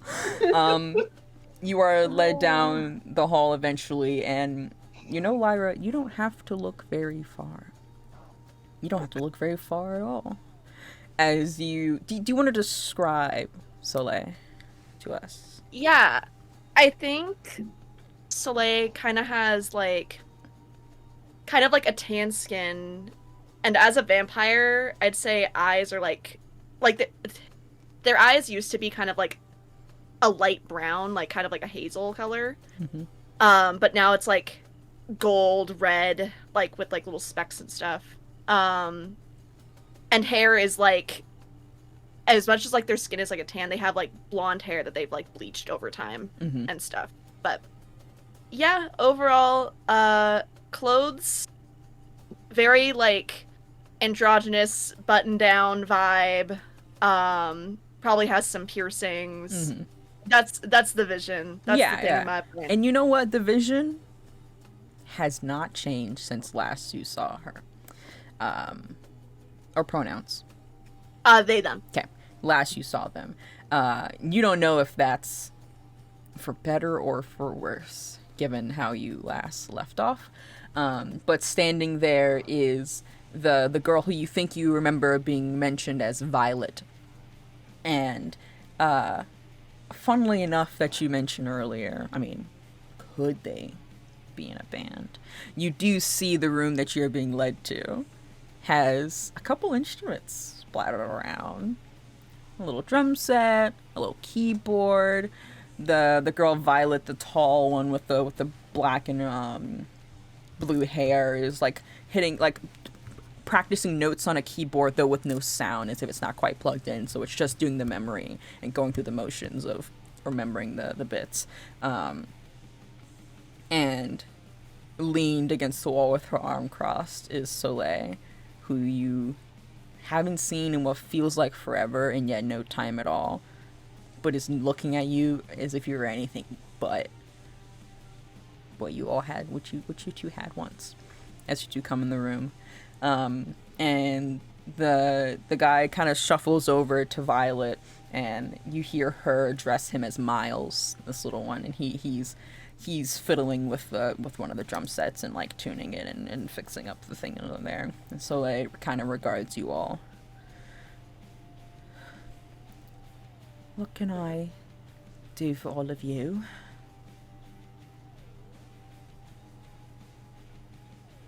Here to clear up a misunderstanding.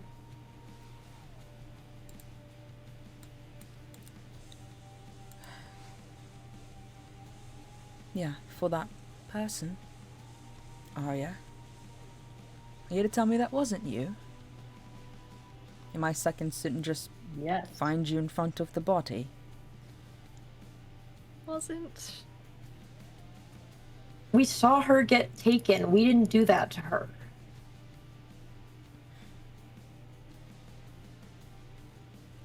And I'm supposed to just believe your word? Like I told you yesterday, we stopped in the middle of our set because we saw someone get dragged out, and we wanted to investigate it. Same thing I told you yesterday. There was no reason for us to come back and talk to you if we were the ones guilty of it. We saw It would something. be pretty stupid on our part if we did actually do it. What are you saying, Lyra?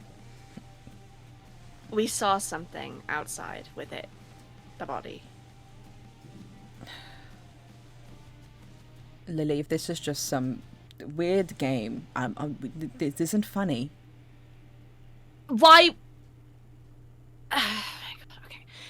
Why would we do this? We have we've never done anything like this in the past. I would never hurt anybody. You know that. You should know that. Just, we saw something. It was this weird dark figure thing. We went and followed it. It had her face. I don't know if that makes any sense. I think It wasn't us. Her face was fucked up. fucked up. Lyra, roll manipulate someone. This is a monster, but this is a bit of a different case for you. I actually feel it pretty okay. It's not. It's a good roll. Okay. We're good. Everything is okay. You have luck and everything. Yeah, it's a 9. Okay. So okay. we're chilling. Not Here's amazing, a moment where if someone else wants to try to do a help out roll, if you roll well, you can try to boost them up to a 10 and make it a full success. If you roll badly, you can make it worse. But you also have to describe how you think you could help out if any of you want to bring into attention that asset of thing you can do. I'll try and help out. Okay. How do you think you want to help out? It's a cool roll. I think that Victor is pretty well composed right now, despite being in the middle of a freaking vampire den. Yeah. Will genuinely do his best to describe the creature that they attacked last night. Of face, the weird taste, that not even when biting it, it's body was squishy and weird and providing a lot of detail and what it said. Yeah, provide all the information. It's what I'm gonna try and do. Bet, go for it. Oh, sick! Let's go. Pair of 4s plus cool is 9. Perfect. You get them +1. You do expose yourself to trouble or danger. So you bump up to a mixed success, Lyra, and as you explain your side of things and you try to appeal to the memories that you two shared. Do you want to really quickly describe what it was like before for you two? So, Lyra, I think it goes without saying, is not from the United States. Lyra is from London town. And when she came here, she was brought to a host family that included Soleil. Because she was just a foreign exchange student. And when she got turned into a wolf, it was during a bonfire, and the person who helped her through the entire process was Soleil. And Soleil was the person that basically was where Lyra would go to make sure that she didn't wolf out as extremely as she could, learned how to control her side and everything. And eventually, after they graduated, they ended up getting together, and things were pretty good. Everything seemed to be going smoothly on Lyra's end until Soleil was like, hey, I want to be like you. I want to be part of your world. You need to turn me to be like you. And Lyra said no. And so instead of Soleil accepting that and saying, hey, whatever, Soleil seeked out something else and ended up getting turned into a vampire. And after that point, Lyra tried to make things work, but Soleil distanced themselves, and during a full moon when Lyra was super stressed, left without saying anything. And that was the last time that Lyra saw them. So this is a bit of an interesting time for you. But as you're explaining your story, and Victor helps and tries to chime in and add more details, Victor, you can see that the other two vampires in the room are maybe eyeing you up, not liking your interjections. They don't like that they could be wrong and that you have all these details, and are maybe sizing you up a little bit threateningly, a little posturing, almost like birds.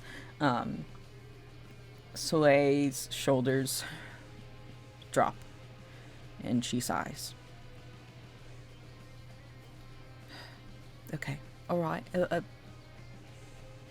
Okay, so it wasn't you. It wasn't you all. But there's still someone dead. Do you know who it could be? Or is it handled now? I mean, you said you killed something. Is that it? Is it done with it? It seems like there's more than one.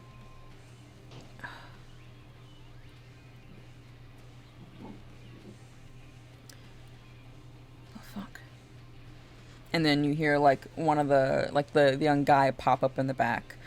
Miles is, confused and a little bit nervous and is like, what are we gonna do? The show is tonight. And you think they're referencing the same Brawl of the Bands that you all are going to. And Soleil's like, that'll be fine. It just seems like a coincidence to also be... for this to happen just the night before. And it's... we thought it was you all because it's a blood moon too. We know wolves can be at your least predictable. But if it's not you, then it's something else. Something that's wrong and different. And it calls back to what you described about wanting to join and be a part of us. And then this mantra that you heard.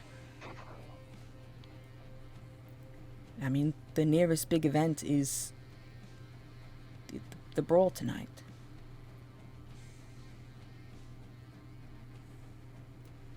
Yeah. Sounds like you guys will be there. Oh yeah, we'll be performing. Why, you going to the show? And you'd realize they wouldn't know. You started getting really into music. Band. Kind of a band. Cassie just pipes up. I not have heard of us. So like blinks really long at you, Cassidy. Is like, you all are a band. Yeah. And then looks back at them and is like, oh, so you're all competition. Cute, cute. We can beat you all at something else again. Okay.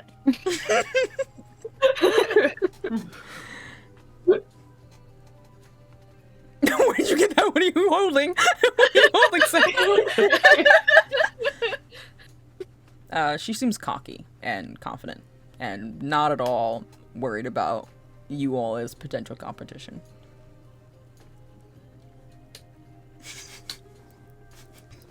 Seems some things never change. And I think I her guess cockiness you drops a keep little. your eyes open. We'll keep our eyes open. Yeah, I mean, there's a lot going on right now. It's the missing people and the bands and the weird the other weird thing, the weird artifact that got taken. It seems like there's just way too much all at once. It's not good for anyone. The weird what that got taken? Oh, I don't know. It was in the news from one of the museums. It was a fancy artifact. You just Probably go. has nothing to do with us. Sometimes you just go. Nothing.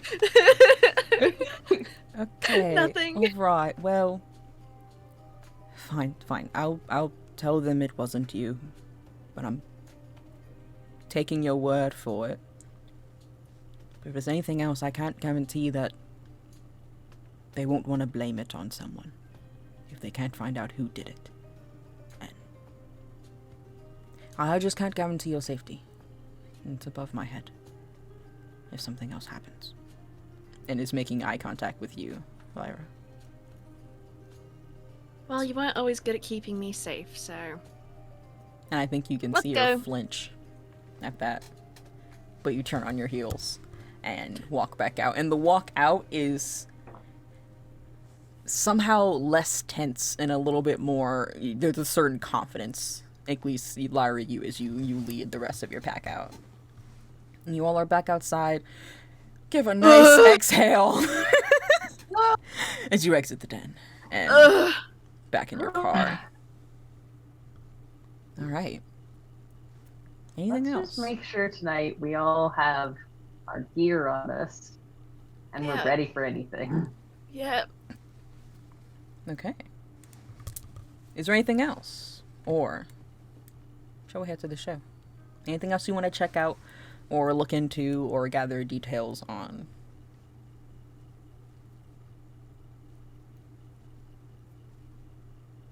The artifact. You mentioned it. Yeah, I was gonna say. Yeah. You remember looking in What?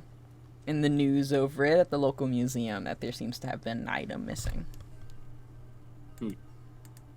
Does the article say what type of item was missing? It doesn't go into very many details, but it does say if you have any inquiries, you can reach out to the local museum curator to give any information about what might have been lost. Huh.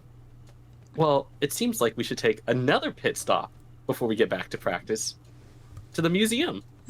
I mean, after all, the first stop wasn't that bad. What can possibly go wrong with this second stop? Okay, I'm gonna go sit in the back seat now. All right, we're in the car again. We're heading to the museum. What is the song of choice? Ooh, what are we feeling? We gotta guys? get our practice in while we're in the car, you see, because next stop is the show, and you guys need to be ready.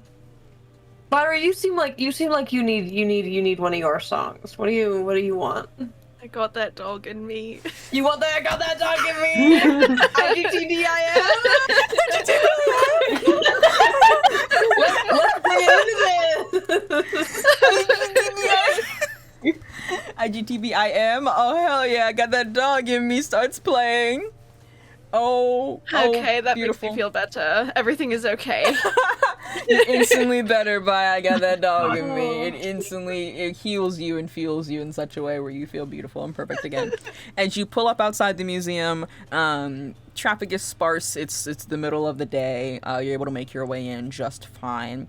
I'm gonna speed us along. That you make some inquiries. You talk to like the front desk person, and they lead you to the office of, you can see on the sign on the outside, Kit Parker, who seems to be like one of the main curators for the exhibit of things that went missing. And the door is slightly ajar.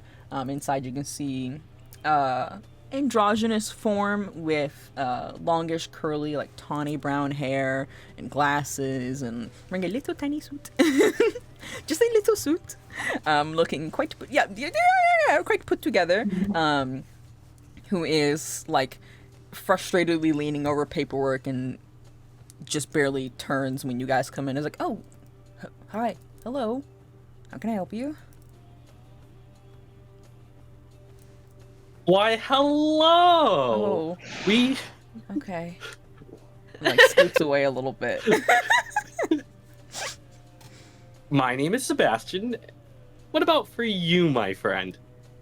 And points to the sign outside the door. My name is Kit Parker.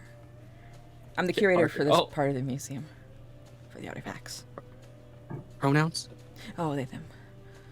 Hey, that. Oh, All right. what are yours? I didn't know that was also he him. What? But thank you so much. needed Wow, help. so polite. Okay. You Yeah. really are. Sure. Okay. So we heard about a missing artifact. Oh, yeah, do you have And- information? And immediately goes to get like a pen and a notepad and it's like, do you know anything about it? I can let the police know, or... No, actually, in a matter of fact, we're also here for information. Are I you... mean, how can you say Hey, your hypothetically? Your mic was touching your clothes. Oh, sorry. You're good. I was just lift it up. You're good now. How could you say hypothetically we're missing an artifact and we don't even know what we're looking for? What is this artifact we're looking for? How do we find information? We want to help. Yeah, we want to help. Well, I don't know. I don't know how much information I'm supposed to like give out to just random people about the case. I guess it was more so like if you saw anything about the break-in, because there's other stuff missing too, but the artifact's the most important, expensive thing. I would really like it back because it's kind of one of a kind. There isn't more of it in the world, and it is kind of getting really rambly and off track.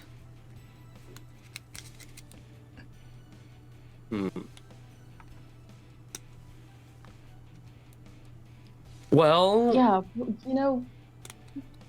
Yeah. Hey. Go ahead. Oh god. No. If Sen wants to keep going with this, I will let Sen keep going with it. No. I implore you to go ahead with it. Okay. Victor's gonna step up and be like, "Hey, I'm sorry about this. My friends are a bit much. We ran into some weird stuff last night, and we're just curious if it had anything to do with your missing artifact. We're wanting to lend a hand." I'm using unnatural appeal. Yeah, I am I'm about trying to to. I am trying to kind of like Are you rizzing subtly up this flirt guy? with this person to be like, "Hey, Are you so rizzing? my Are you friends are weird." hello? Okay. All right. Is there Yeah. a roll for a natural appeal? or Yeah, are you I just like push high? my hair back and I'm like, yeah, hey, sorry. My friends are weird. Can we help? Yeah, roll your weird instead of trying to manipulate someone as you riz up this this little guy. That's a 5 and a 6 plus 3. Yeah. Oh, okay. Kit is like was really concerned and off-putted by whatever was happening over here, and was trying to like get really rambly and like explain things, but not really in a helpful way. And then kind of goes like buffers as makes eye contact with you, and like blinks several times and loses entirely train of thought as a faint blush covers their cheeks, and they go, well, yeah, and like turns and like flips through some papers and keeps like drawn back to you to keep looking at you as you're talking. Like, yeah, what's missing is it's an amulet, all right. It's really an important one. It's called the Vermilion Amulet. Actually, it's a diamond shaped pendant, and it's got like a little charm in the middle, and I think it has like a moon, like a little red moon in the center. I think it's a crescent moon, in my opinion, in my humble opinion from my research. And it said once that it was worn by a really powerful ruler who grew too power hungry and became a beast under its influence. And legend had it he slaughtered his entire village, but I guess those are just kind of rumors. They're kind of silly. But it said that it's a really powerful necklace, and it speaks to those who yearn for power or are in charge of really important things, and it's pretty cool. It's kind of the only one of its kind. It's almost whatever material they used to make it. We're still trying to study it, but it's like nigh indestructible. That is fascinating. Really? That's really cool. Yeah. Yeah, I like a lot. Yeah, it's cool. It wouldn't have anything to do with like the rumors on like you said, like a beast, like anything like I mean, undead or there's spooky or like old like crazy rumors, but I guess they're just rumors. You don't want to hear. I guess they're kind of silly. I mean, I read about them, but some people think they're dumb or they're not really real or anything like that. Or hey, I'm totally into cool stuff like that. Yeah. Okay. Yeah. Well, it's said that it could like turn you like it'll turn its user into like this bestial form that's like similar to whatever is like inside their heart or whatever, and it makes them really powerful and strong, and then eventually it corrupts the user, and it leads them to only care about power and strength and growing their numbers, and then when I don't know what, there's like an event or something, some like celestial thing that happens, and on that night it can change everyone to be just like it. Maybe. Yeah, something like a blood moon or like one of the eclipses or something like that. No one's really sure if it's a total eclipse or a partial eclipse or any of which one, or there's the red one and the pink moon and all that. But yeah. It's said that like it under that light, with a big enough group who all are underneath of its rays, right as the moon gets covered in red. Whoever has it can turn more than just like one or two people into its little army, and it turns as many as they want, as many as are under the same light as it. Yeah, it's pretty. It's just like stories, I guess. No, it's cool. It's cool. I think that's neat. We'll keep an eye out for it. That description is like super helpful. Yeah. Are you busy tonight? No, not really. I mean, Oh my God. no, I don't see. Cool. There's like a battle of the bands happening that we're performing in. Whoa. If you're interested, like the maybe big I one? could show you around backstage or something afterwards. Yeah, we're performing. Wow. Here, Yeah. you know what? Just like if you're interested, hit me up, and I'm just gonna like give my number. Yeah.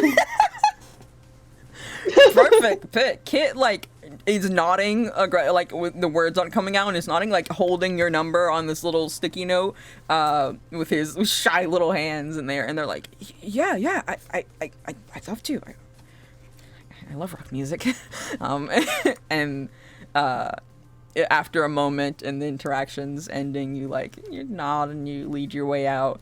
And you all we can say you're back outside the museum after that has happened.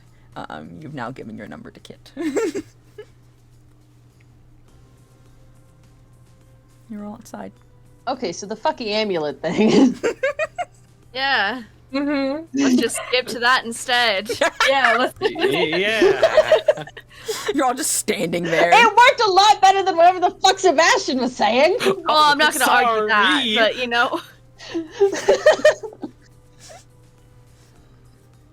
All right. So with that, all of our endeavors out of the way, shall we make our way to the big event? Unless there's anything else. Think we're all good? Yeah, I think we need to pay attention to when this eclipse happens. Yeah. All Big right. agree. So, let's make our way backstage to the Brawl of the Bands. This is an actual backstage, which is probably the nicest area you've been in beyond, I don't know, a slightly nice Olive Garden. Never have you felt as much anticipation as you fear for this moment. Maybe it's the pull of the moon, as it is slowly reaching its strongest point, which in turn means that all of you are at your most powerful. Maybe it's the brimming anxiety of what is to come, what lies on the other end. Maybe it's the dull roar of the crowd that's louder in your ears than it is for anyone else as you hear other bands going on until it's eventually your turn. No matter what, it's your moment. It's your opportunity to show the world what a bunch of underdogs have to offer. Hell, it might even be your big break. It might be the end to more than just your music careers. But you're backstage, and you can hear on the other end, Lyra, you know it instantly by the voice alone, Crimson Dusk, which is the band of the vampires, is on stage playing their song, singing, and all their bits, and the crowd's eating them up. They're doing pretty well. But soon it's going to be your turn. Is there anything we want to do backstage? Is there anything we want to do or hang out with? You can get an idea based on just quick Googling that the blood moon will happen when the moon is hitting the right time period, which you have maybe about 30 minutes till. It's likely going to coincide just about before or when you guys would go on. Okay, cool. Of course. Of course it does. What are we thinking? Awesome. There's just you guys in the backstage, so. Lyra's unfortunately distracted right now, but Yeah, get into it, Cass. Yeah, get into it. Locking in both ways. Mhm. Locking in like, I'm ready to sing. I'm ready to freaking wolf. I'm ready to do whatever. I'm ready. I'm gonna, just so that I have it, and this is so totally a normal thing because I can't just hide it on my person. I'm gonna have in my case for my instrument.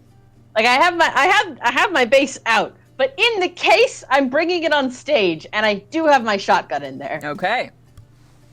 This is time for you to prep anything you want to do, snoop around, lay anything, last minute research. The world is your oyster for whatever you think you'd like to do. Or set up or search for. I follow suit and see what Victor's doing, and I'm like, that's a really good idea. So I too pack my grenade launcher in my case as well. I do have that. Why? Yeah, you just see like a big box get and it then from the you just company? whip this out. What the finances do you do? I'm so scared. Don't worry about it. Like I said, we could finish this whole entire gig and we could talk about it later. If you want one, I can also get you No. one as well. I'm good. I don't Oh. need Kinda one. want one. No. Wonderful. You don't need one. I'm just Yeah, gonna cool. stick to my drumsticks. Cool. Is there like a like a weird smell? Why do you look at the camera like this? Like, You keep doing this. Someone clip all the times and sure goes. You're on the office, bro. What's going on? No, like the same scent that the creature had. Like I know there's Ooh. probably like the vampires and each other, and I'm not a wolf right now, obviously. Mm-hmm. But a little sniff sniff? Absolutely. I think you can do a little sniff here. Let me looky look.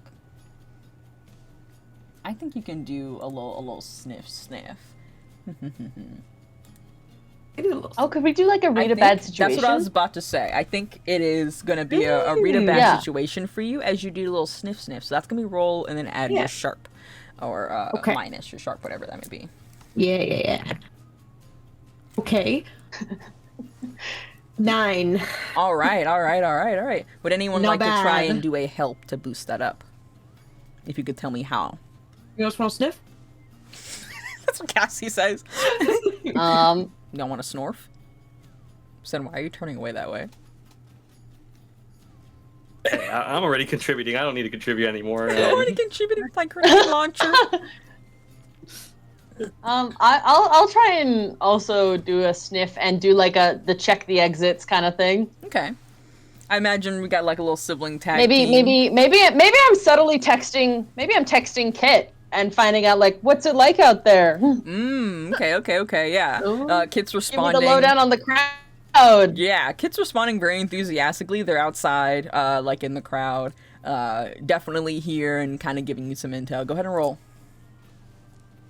Okay, roll. That's a 7. Okay.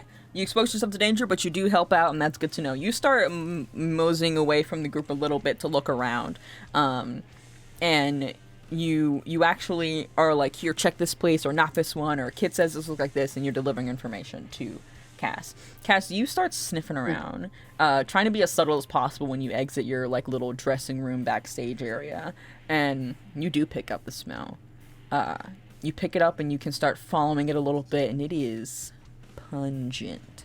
It is in your nose in a way that you really wish it wasn't, and it's leading you behind a locked door, which you see looks like it's like an official door. It looks fancy. There's no specific name on it, but you imagine someone important to this event has to be behind that door, or something, and that is what you sniff snorf and has led you to as you stand outside unnoticed by anyone with your great roll, while on the other end of things you are helping and providing a little bit of information to Kit. And maybe I would say the mixed success of this is that one, Kit's very distracted about asking you about like your band and your songs, and is maybe not providing as much information as could be helpful, but is actually just endeared by you. And you do also get stopped by like some stagehands who try to ask you some questions about your set, and maybe that's distracting you for a little bit while you miss your sibling wandering off towards this door off in a different location backstage. Cass, what are you doing? You're outside.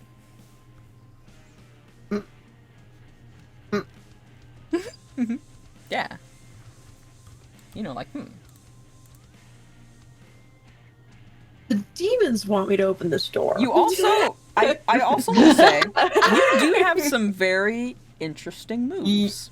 I do. And I'm looking at that first one. I am too. And you could get a look, you could, you know. I fear I just want to go in here. Absolutely. Go ahead and, let's do a what could go I'm gonna wrong. do what could go wrong. Yeah. Whenever you charge into immediate danger, hold 2. You can reflect some harm, reduce someone else's harm, or take 2 forward on an act under pressure roll. Let's just bust right through now, don't we? Yeah. All right. It's better if we deal with it now than we can just play. Surely. Exactly. Surely. Couldn't go wrong. Surely. What could go wrong? And you know what? Nothing will. Nothing will. But the sight that greets you and you alone is upsetting, to say the least. You walk in and you see on the ground what remains of, like, a fancy coat. A pair of slacks that are, like, partially torn. All the makings of what would be, like, an official, fancy, nice outfit. But they don't keep your attention long as the smell gets stronger, and suddenly you're a hit, and you feel like the hair on the back of your neck stand up, and you get goosebumps along your arms, as you're greeted with a massive, imposing, terrifying figure. A creature that looks like what someone whose deepest fear is a wolf would describe, with covered in this dark fur and matted clothes that are they're barely holding on, elongated arms and limbs, bigger, huge front paw claws going on, a ragged tail, like barely any fur hanging on there, elongated snout that's like, it looks like it started human and shifted, but it hasn't made the transformation smoothly. It is a unsettling beast that is massive by comparison, even to you. And I'll put it here as well. You guys can see this little guy. And you can see around the neck of this entity. Oh, joy. An amulet. A necklace. Diamond-shaped. And it immediately, with glowing red eyes, turns towards you and lets out its tongue lagging out of its mouth and a little bit of red dripping down. And immediately turns on you. What are you doing? It's just you and this guy. I'm turning to a wolf. I'm turning to a dog. Alright, wolf it. You're wolfing it. And then I'm gonna try and, like, I'm not trying to just, like, jump this guy. Mm-hmm. That's not the goal. Yeah. I want to turn to a wolf and be like, look, I'm wolf. And then, like, let out a little woo. Okay. You want to signal your friends. That's like the I'm in danger woo, and also like the I am monster. You don't need to worry about me. And then just like backpedal because I cannot take this guy just myself. Yeah. I think we'll take the reduce someone's suffered harm of this thing would have lashed out on you, and it does, but your oh shit fuck no tits dodge enacts immediately, and you get out of the way, duck out of the way of a massive claw, like bigger than your face, coming towards you, and give a small little AWWOOOOO that immediately alerts the hackles of all three of you nearby. It is a AWWOOOOO that says danger help, problem danger help. And it immediately makes you all... My sister just made the danger help sound. I am immediately like, fuck the stagehand, bye! You have to like push them out the way. Just they're like, wait, come back! You're on in 5. And they yell as you go running. Sebastian, Lyra. Same thing. I'm like immediate snap and just starts running. All right, you make your way, and Sebastian, I assume. I'm gonna bring the suitcase, and I'm also gonna follow through. You said what? I'm also gonna follow through with your follow with your grenade launcher. Yep. Okay, great, cool. You make your way down. You are now all booking at this location. As you come out, you can see Cass like ducking down as a wolf, slowly inching away from this hulking figure that grabs onto the door and breaks it as it comes through, barely fitting through. This hulking, terrifying false wolf beast. Is now staring down at all 4 of you. And it's fight time, baby. I'm gonna be a wolf. Alright, you're a wolf. We're dogging it? We dogging it. We got that dog. You think we dogging it? Alright, we're all dogging it. Here's combat. Combat's a little bit silly goofy in Monster of the Week. I'll let you know if you kick some ass, it hurts you back. You can, unless you do like a perfect success, you could try to negate it. So it's not always the answer to the problem, but it can be. It's just if you're willing to take the hit. So use whatever you think of that you want to do or any moves you got. I know we're hitting the 3-hour mark, so we can try to speed through as well if people gotta go. But yeah, anything you can use in the environment, anything you can think of to do, Go silly, go stupid. The floor is yours. You're at your strongest right now. Under the light as the moon starts etching closer. I feel like we gotta get the amulet. I feel like we gotta get this thing off of him. And maybe he'll get smaller. Shrink, Yeah. tall man. You go for the amulet, and I'll cover you. Okay. I can do that. Okay, so Cass, you're gonna dive and try to grab the amulet. You're just trying to out in your mouth, kind of deal. Yeah, I'm trying to out my mouth. Okay, I would Trying say. to, like, does it look like the chain is like rippable? Like I could just like, you know? You don't know, but you think you could Okay. very well get your mouth on it. You don't know if you'd be able to tear it off, Okay. but you can get your mouth on that. You could try. Okay, yeah, I want to try. Yeah, I'm gonna say for you, that's gonna be an act under pressure roll, so roll plus cool. How are you helping, and what are you doing, Victor? I'm gonna do never again, Ooh. which is that I can choose to protect someone without rolling, as if I had rolled a 10+. Okay, bet. So that basically, my thought is that if someone's excited,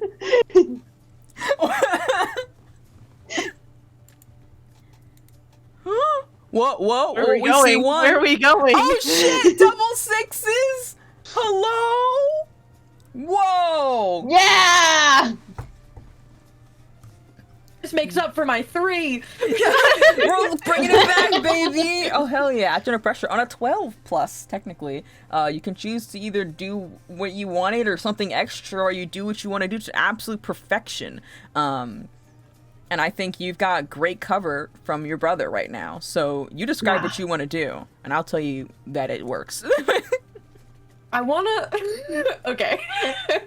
I want to run up to this guy, get the amulet in my mouth, and then like. I need to like get like force to get it off of his neck. So can I like poof my paws like onto him and like Ooh. him out of the way and just like use that extra momentum? Yeah, I think absolutely. I think you do manage to grab at this, push him back, and get it off. It does not immediately change the form of him. Okay. But you Still have gonna get you it. have the amulet away.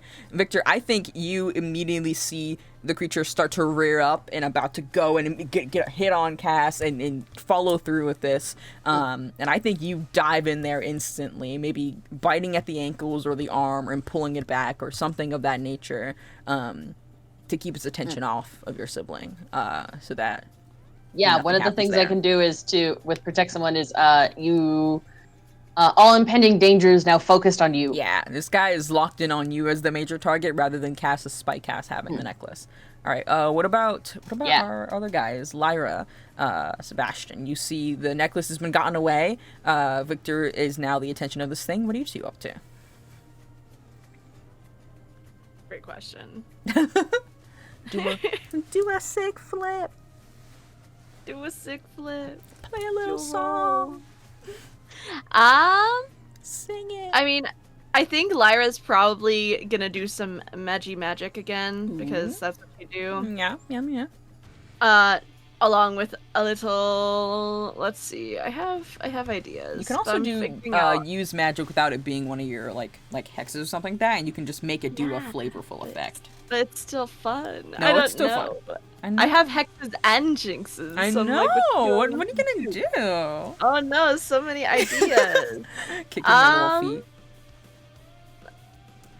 I'm gonna do the same thing again. I'm lazy. You're like, this works.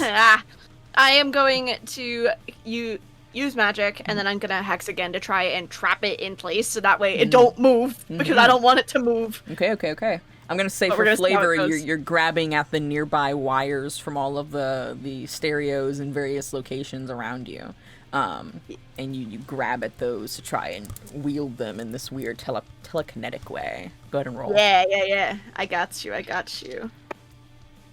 Okay, pretty solid, pretty good. Shout out to +3 weird heart emoji. We love You her. mean the world to me. I love being weird. That's gonna be a 12. Oh shit! Yeah, you do what you wantin'. You're doing great. Your effect is trapping it, and you're doing hex, so it does 2 harm, right? Yeah, I'm gonna do Ignore that armor again. as well. Yeah. Cool. Lost my little place. Bye. All right, you do 2 harm to this bad boy, and you trap it here in this location. The wires from all the nearby equipment and speakers and things start lashing around this thing and tying it up. And its legs are held, and one of its arms is like restrained a little bit, and it is growling and gnashing and biting and barking. I will say, just by the effect of doing it, it is... Well, actually, I don't think it... Well, you know, I'll be nice. You got a 12. You were so cool and sexy about it. Don't even worry about it. Don't even worry about it. Sebastian, what are you up to? You watch as the wires strangle this thing and cast as a necklace, and Victor is currently the object of affections. What are you thinking? The world's your oyster. Question. Yes. Is this creature suplexable? Yeah.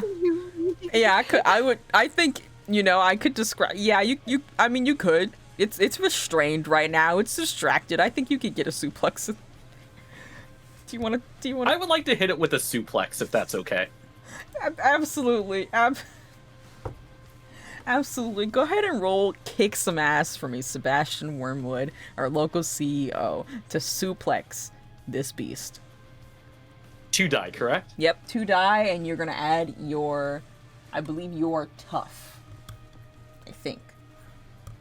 It's your natural attack. We flavor texted, so add or subtract your tough. You also have luck, which you can use to make anything a perfect 12. I would love to cash in on my luck. What did you get? Just curious. 6. Yeah, we don't want that. Yeah, so you go in there and you're about to get the sickest suplex, and you go, let me change my angle, and you wiggle your foot a little bit, and that's the luck coming through. As you perfectly, Victor, you actually have to stumble back a little bit because what you're visualizing, you're gonna be in the way. As somehow, as a dog, you're a wolf, right? Are you suplexing as a wolf? Okay, yeah.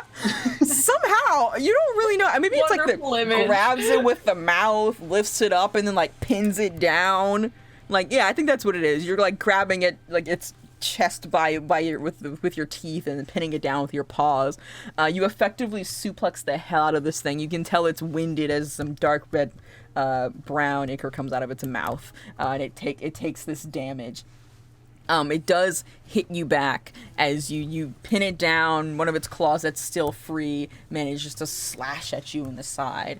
And it does do a good deal of hurt. It gives you 2 damage. So you can mark down, you should have 7 typically at the start, and you will go down to 2 less. Victor, what are you up to? You protected sibling. We've got the necklace away. What are we thinking, siblings? What are we thinking up here? I'm gonna try and join in on the fighting it party. Okay. You want to do a little choppy chomp? Yeah. All right. I'm gonna try and bite it.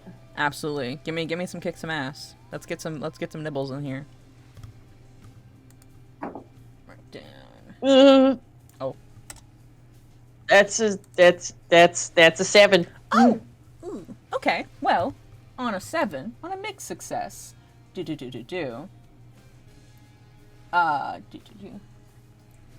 and them are inflicting harm on each other, so we're both gonna get a little hurt on each other. How much harm does your chomp do? So I do 3 on my teeth. Mm-hmm. We do a little ba. 3 harm, intimate. Oh, you're up close and personal right now. So after the suplex happens, you kind of come in on the side, almost like tag teaming a hunt, and grab at the shoulder and gnaw into it, and you start shaking in your mouth. And you're shaking around your teeth, and you got a good bit in, and you know that you've done some damage. However, that free claw that's now restrained manages to grab at your like arm side, like this part of you, and push you back into the wall. and you take 2 harm from both the claws digging into you, these long, jagged edges, and hitting the wall next to you as a few boxes and equipment for music falls down and you have to dodge it. Question. Yes. Did I take damage when protecting my sister? No. Because I can't choose to suffer less harm when doing protect someone. Oh, you can't. Mm-hmm. Oh, so you should. Oh, okay. I thought you could. Okay, then. Yeah. I think I've been hit twice. Yeah. I think you've been hit twice. For the sake of forgetting it, I'll put you at a 1 more harm for that. But that does make you at 3 harm, which I think puts you at a threshold to start being unstable, or put you at the edge. Yeah, I also took a harm in the last fight, so right now I'm at 4. Okay, yeah, you're doing real rough. Your Victor's not doing well. You can tell that even though you're at your strongest, I think you're running more than you should. You're going harder, you're hitting, you're biting more, but you're also still taking the same amount of damage despite how powerful you feel. And it shows. Cass, you look over at your brother and you can see that this is starting to wear as he is panting and bleeding and rough. What are you up to? I think I also want to try and get this guy, but get him to look at me and not Victor anymore. We're just gonna back and forth. Ping pong, yeah. Can I, he doesn't seem interested in the amulet, right? Generally yes, but it's currently trapped, so it's interested in the immediate threats that are nibbling at it.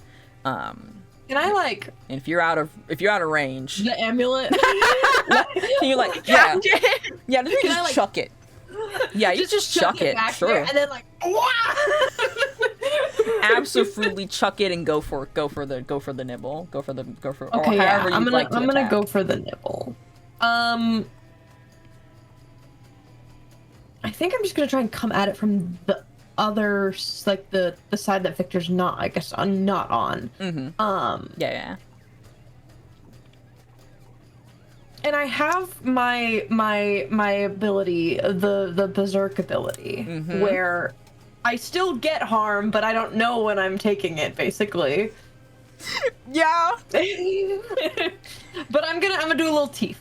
Yeah. You basically, when you lock in, you are unaware of how it feels and the pain that's going. I will keep track of the harm that you suffer. Thanks, man. And if you go above that threshold, I will know. You will not know until this fight is over. The threat is not done, and therefore you keep fighting. So. That's great. Go ahead and do a little roll for me. Okay.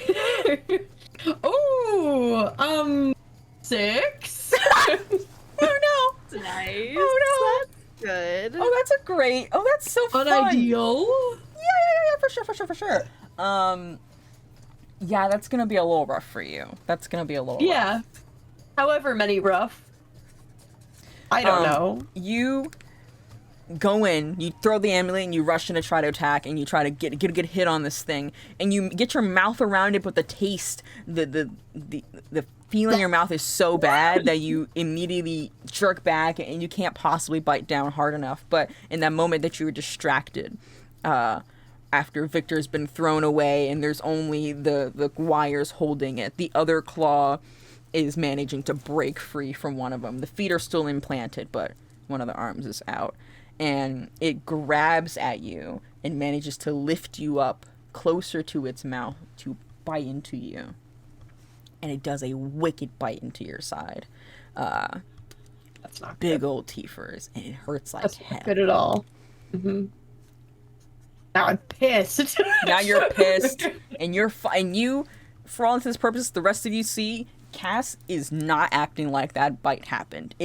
She's still going. She is growling and gnawing, and what one would consider to be like a wild trapped animal right now. But let's go ahead to Lyra and Sebastian. What's up over here, guys? I have a plan. Oh. I have an idea. I'd love to hear your plan. So, as soon as Cass throws the amulet, I think Lyra's gonna run after it because she wants to try and use magic to banish a spirit or curse from the object. Oh hell yeah! You do have that.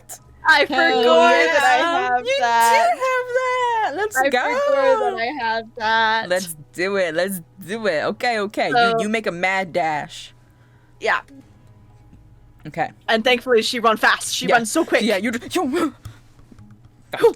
Anyways, and then she's going. I think she's going to like find it and like kind of like press her forehead to it as a little wolf Okay. and try and banish this. You're curse connecting. You're connecting. Let's hit that roll. Okay. Thankfully, it's weird, so that's nice. That's a good one. You like- got this. Oh wait, it's fine. I'm literally being overdramatic. I'm literally fine. I'm literally more than fine. I was like, it's only a 9. Oh, I don't know what You have a else plus 3. Yeah, I was like, oh, it's 12. 12. I'm okay. You're doing absolutely perfect.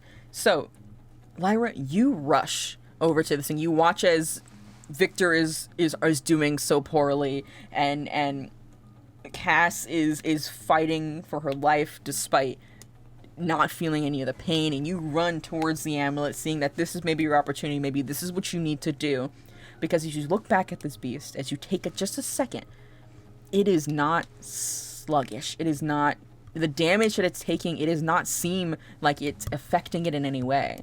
And something in you rings that you need to deal with this first, if you're going to be able to kill this thing.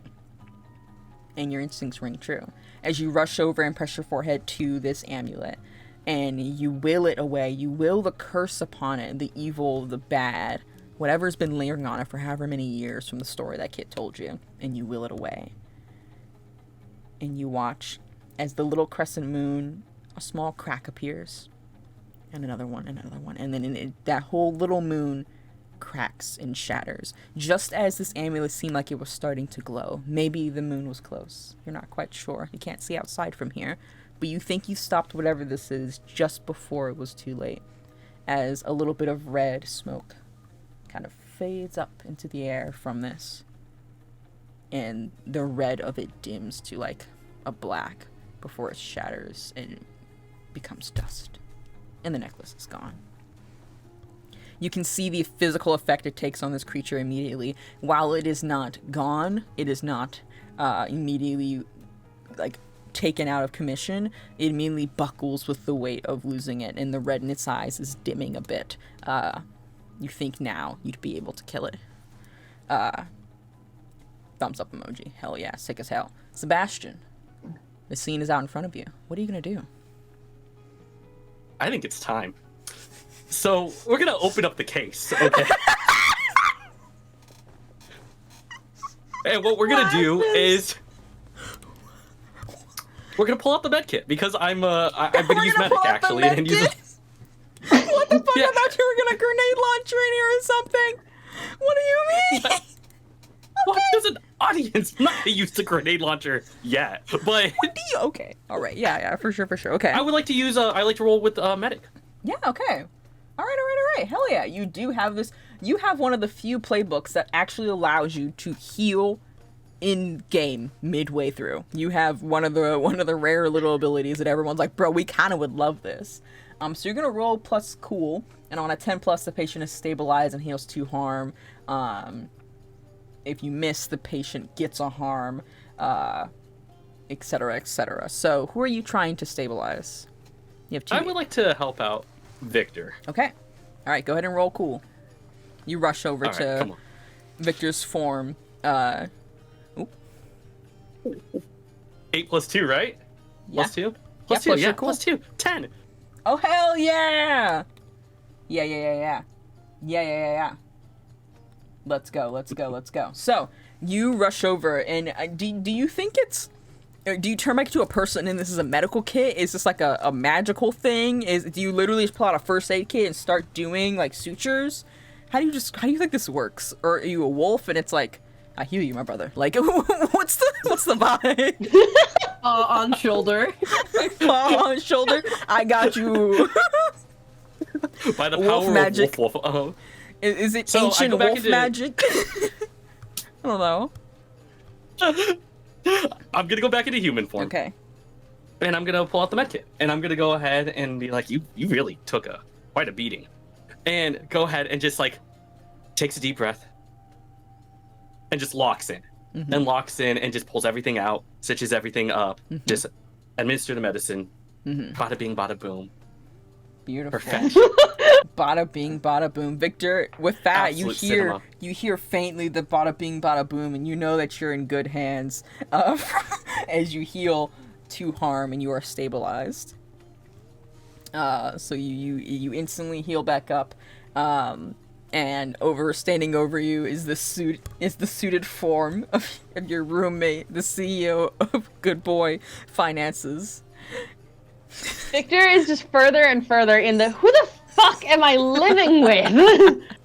every minute in the past 2 days has been more and more confusing to Victor. It's pretty bad. But it is now back up to you. You feel a little bit better. You can see Lyra has destroyed the necklace, and maybe you guys have a better chance at this, whatever you do. What are you doing? I'm gonna bite the crap out of it for biting my sister. You know it, yeah. I'm gonna bite it back. Get bit. Go for it. That is a pair of 5s plus 1, so that is a 11. And because I have what does not kill me, I have a floating +1 until the fight is over. I'm gonna make that a perfect 12. Oh hell yeah! What kind of effects you looking at? What are you thinking?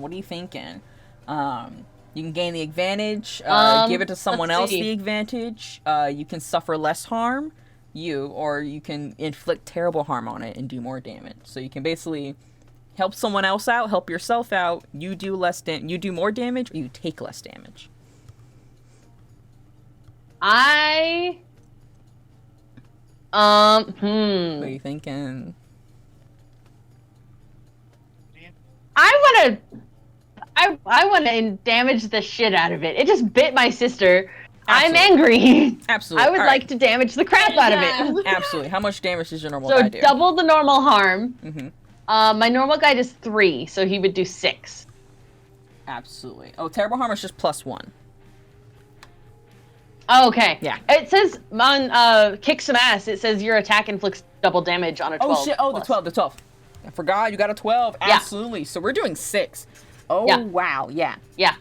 This is on the edge of death's door. This is holding on by a mere thread. As you sink your teeth in it, and you are clawing and biting and clawing at it. I'm gonna say with the sheer volume of damage you're doing, it can only get a little bit of a hit on you, and you only take 1 harm back.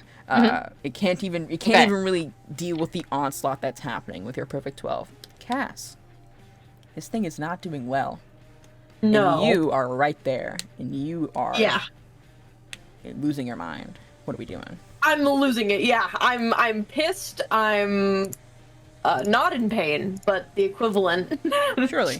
I think I just want to go hard. I feel like it's better. I kind of want to just like rip up this thing's arm that's holding me and try to like shred it fully. Yeah. Absolutely. With claws. Yeah, kick some ass. Yeah. Okay. Be better, dice, please. That's better. Plus 10. Oh hell yeah! You immediately go to town, invigorated by the fact that your brother is back up and going, and that this necklace is gone. How do you kill this thing? Oh, I want to rip its arm off. Absolutely you can. Absolutely you can. You start tearing and ripping. It is a savage display of monstrosity, and really rings home just how terrifying you can be. It's almost invigorating in a way, as you slowly slow down and see that it stopped moving a good minute ago, but you're still going. And then as you realize that it's no longer going, you start panting. You start breathing, and you stumble back away. You have suffered 5 harm. Oh! over the course of your 2 berserk rounds. Yeah. And you start to feel it. Oh, you start to feel it. But the monster's dead. The creature has fallen. It doesn't change forms into anything else. It just falls lump, just like the creature that you found the night before. And it is dealt with. You maybe have 10 minutes, 5 maybe, till you're supposed to go on. What are we doing?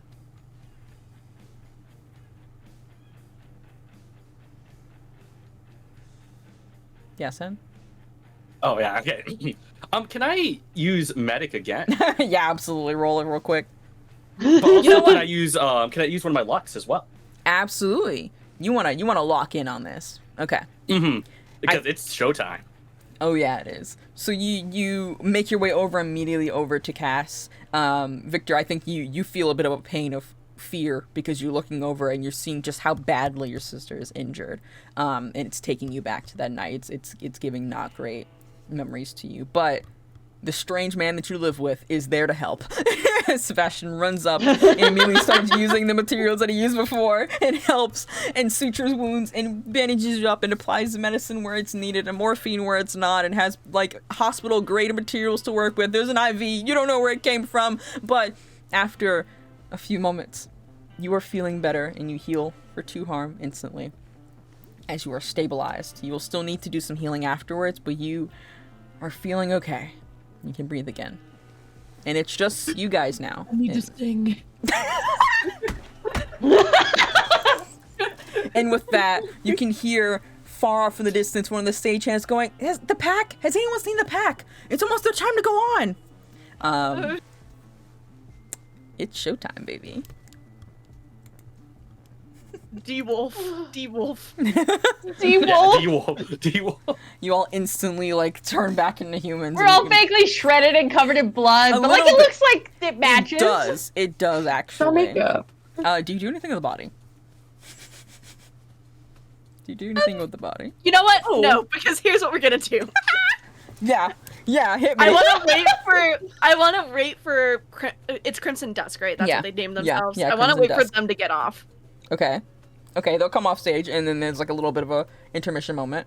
You can see them walking. They're gonna eventually come down your hallway. You see the 3 of them smiling and laughing and talking about the event, and oh wow, that was really good, and we did a good job, and you really hit that riff really good. And they come across you all further down the hallway and can't quite see the mound behind you, and are just like staring as Soleia's like, we meet again. You What want is the that? thing that got that human? It's behind us. Have fun taking care of it. Let's go. Soleil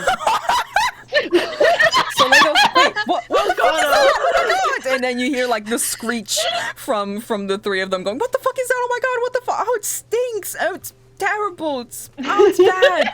And you hear their complaints as the 4 of you walk on by, go back to your room, grab your materials, and make your way out onto the floor. I'm gonna hydrate real quick, don't mind me. Alright, so what song are we singing for our opening number as we get onto the field? Okay, gang.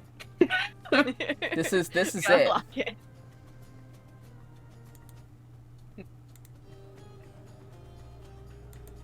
I think we should sing "Kill Me with Silver." I was gonna 'Cause say we just that killed a one's- thing, and we're this cool. that one's hitting a little bit. Speaks to the whimsy. Yeah. Alright, Kill Me With Silver.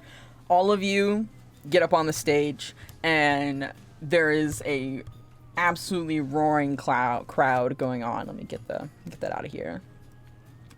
Let's get out here. Let's get out here. As there are people shouting and yelling, and they don't know who you are yet. They don't even know who you guys even been around. Some of them maybe seen you. If you scan the cloud really hard, you can see familiar faces. You can see a couple people you know. Sebastian, you do see Devin in the crowd, and she does look disappointed in you. Victor, you see in the very far back Tari, onlooking, foreboding, and ever their presence. Cass, you see them as well. You all look out. You can also see Kit a little bit further towards the front. A lot of familiar faces and friends of the town as you hop up on stage, and these are the brightest lights you've ever been under. This is the most intense possible situation, and my god, are you ready as you don your microphone and your bass and your electric guitar and your drumsticks, and Lyra, you count us off and you start playing your song.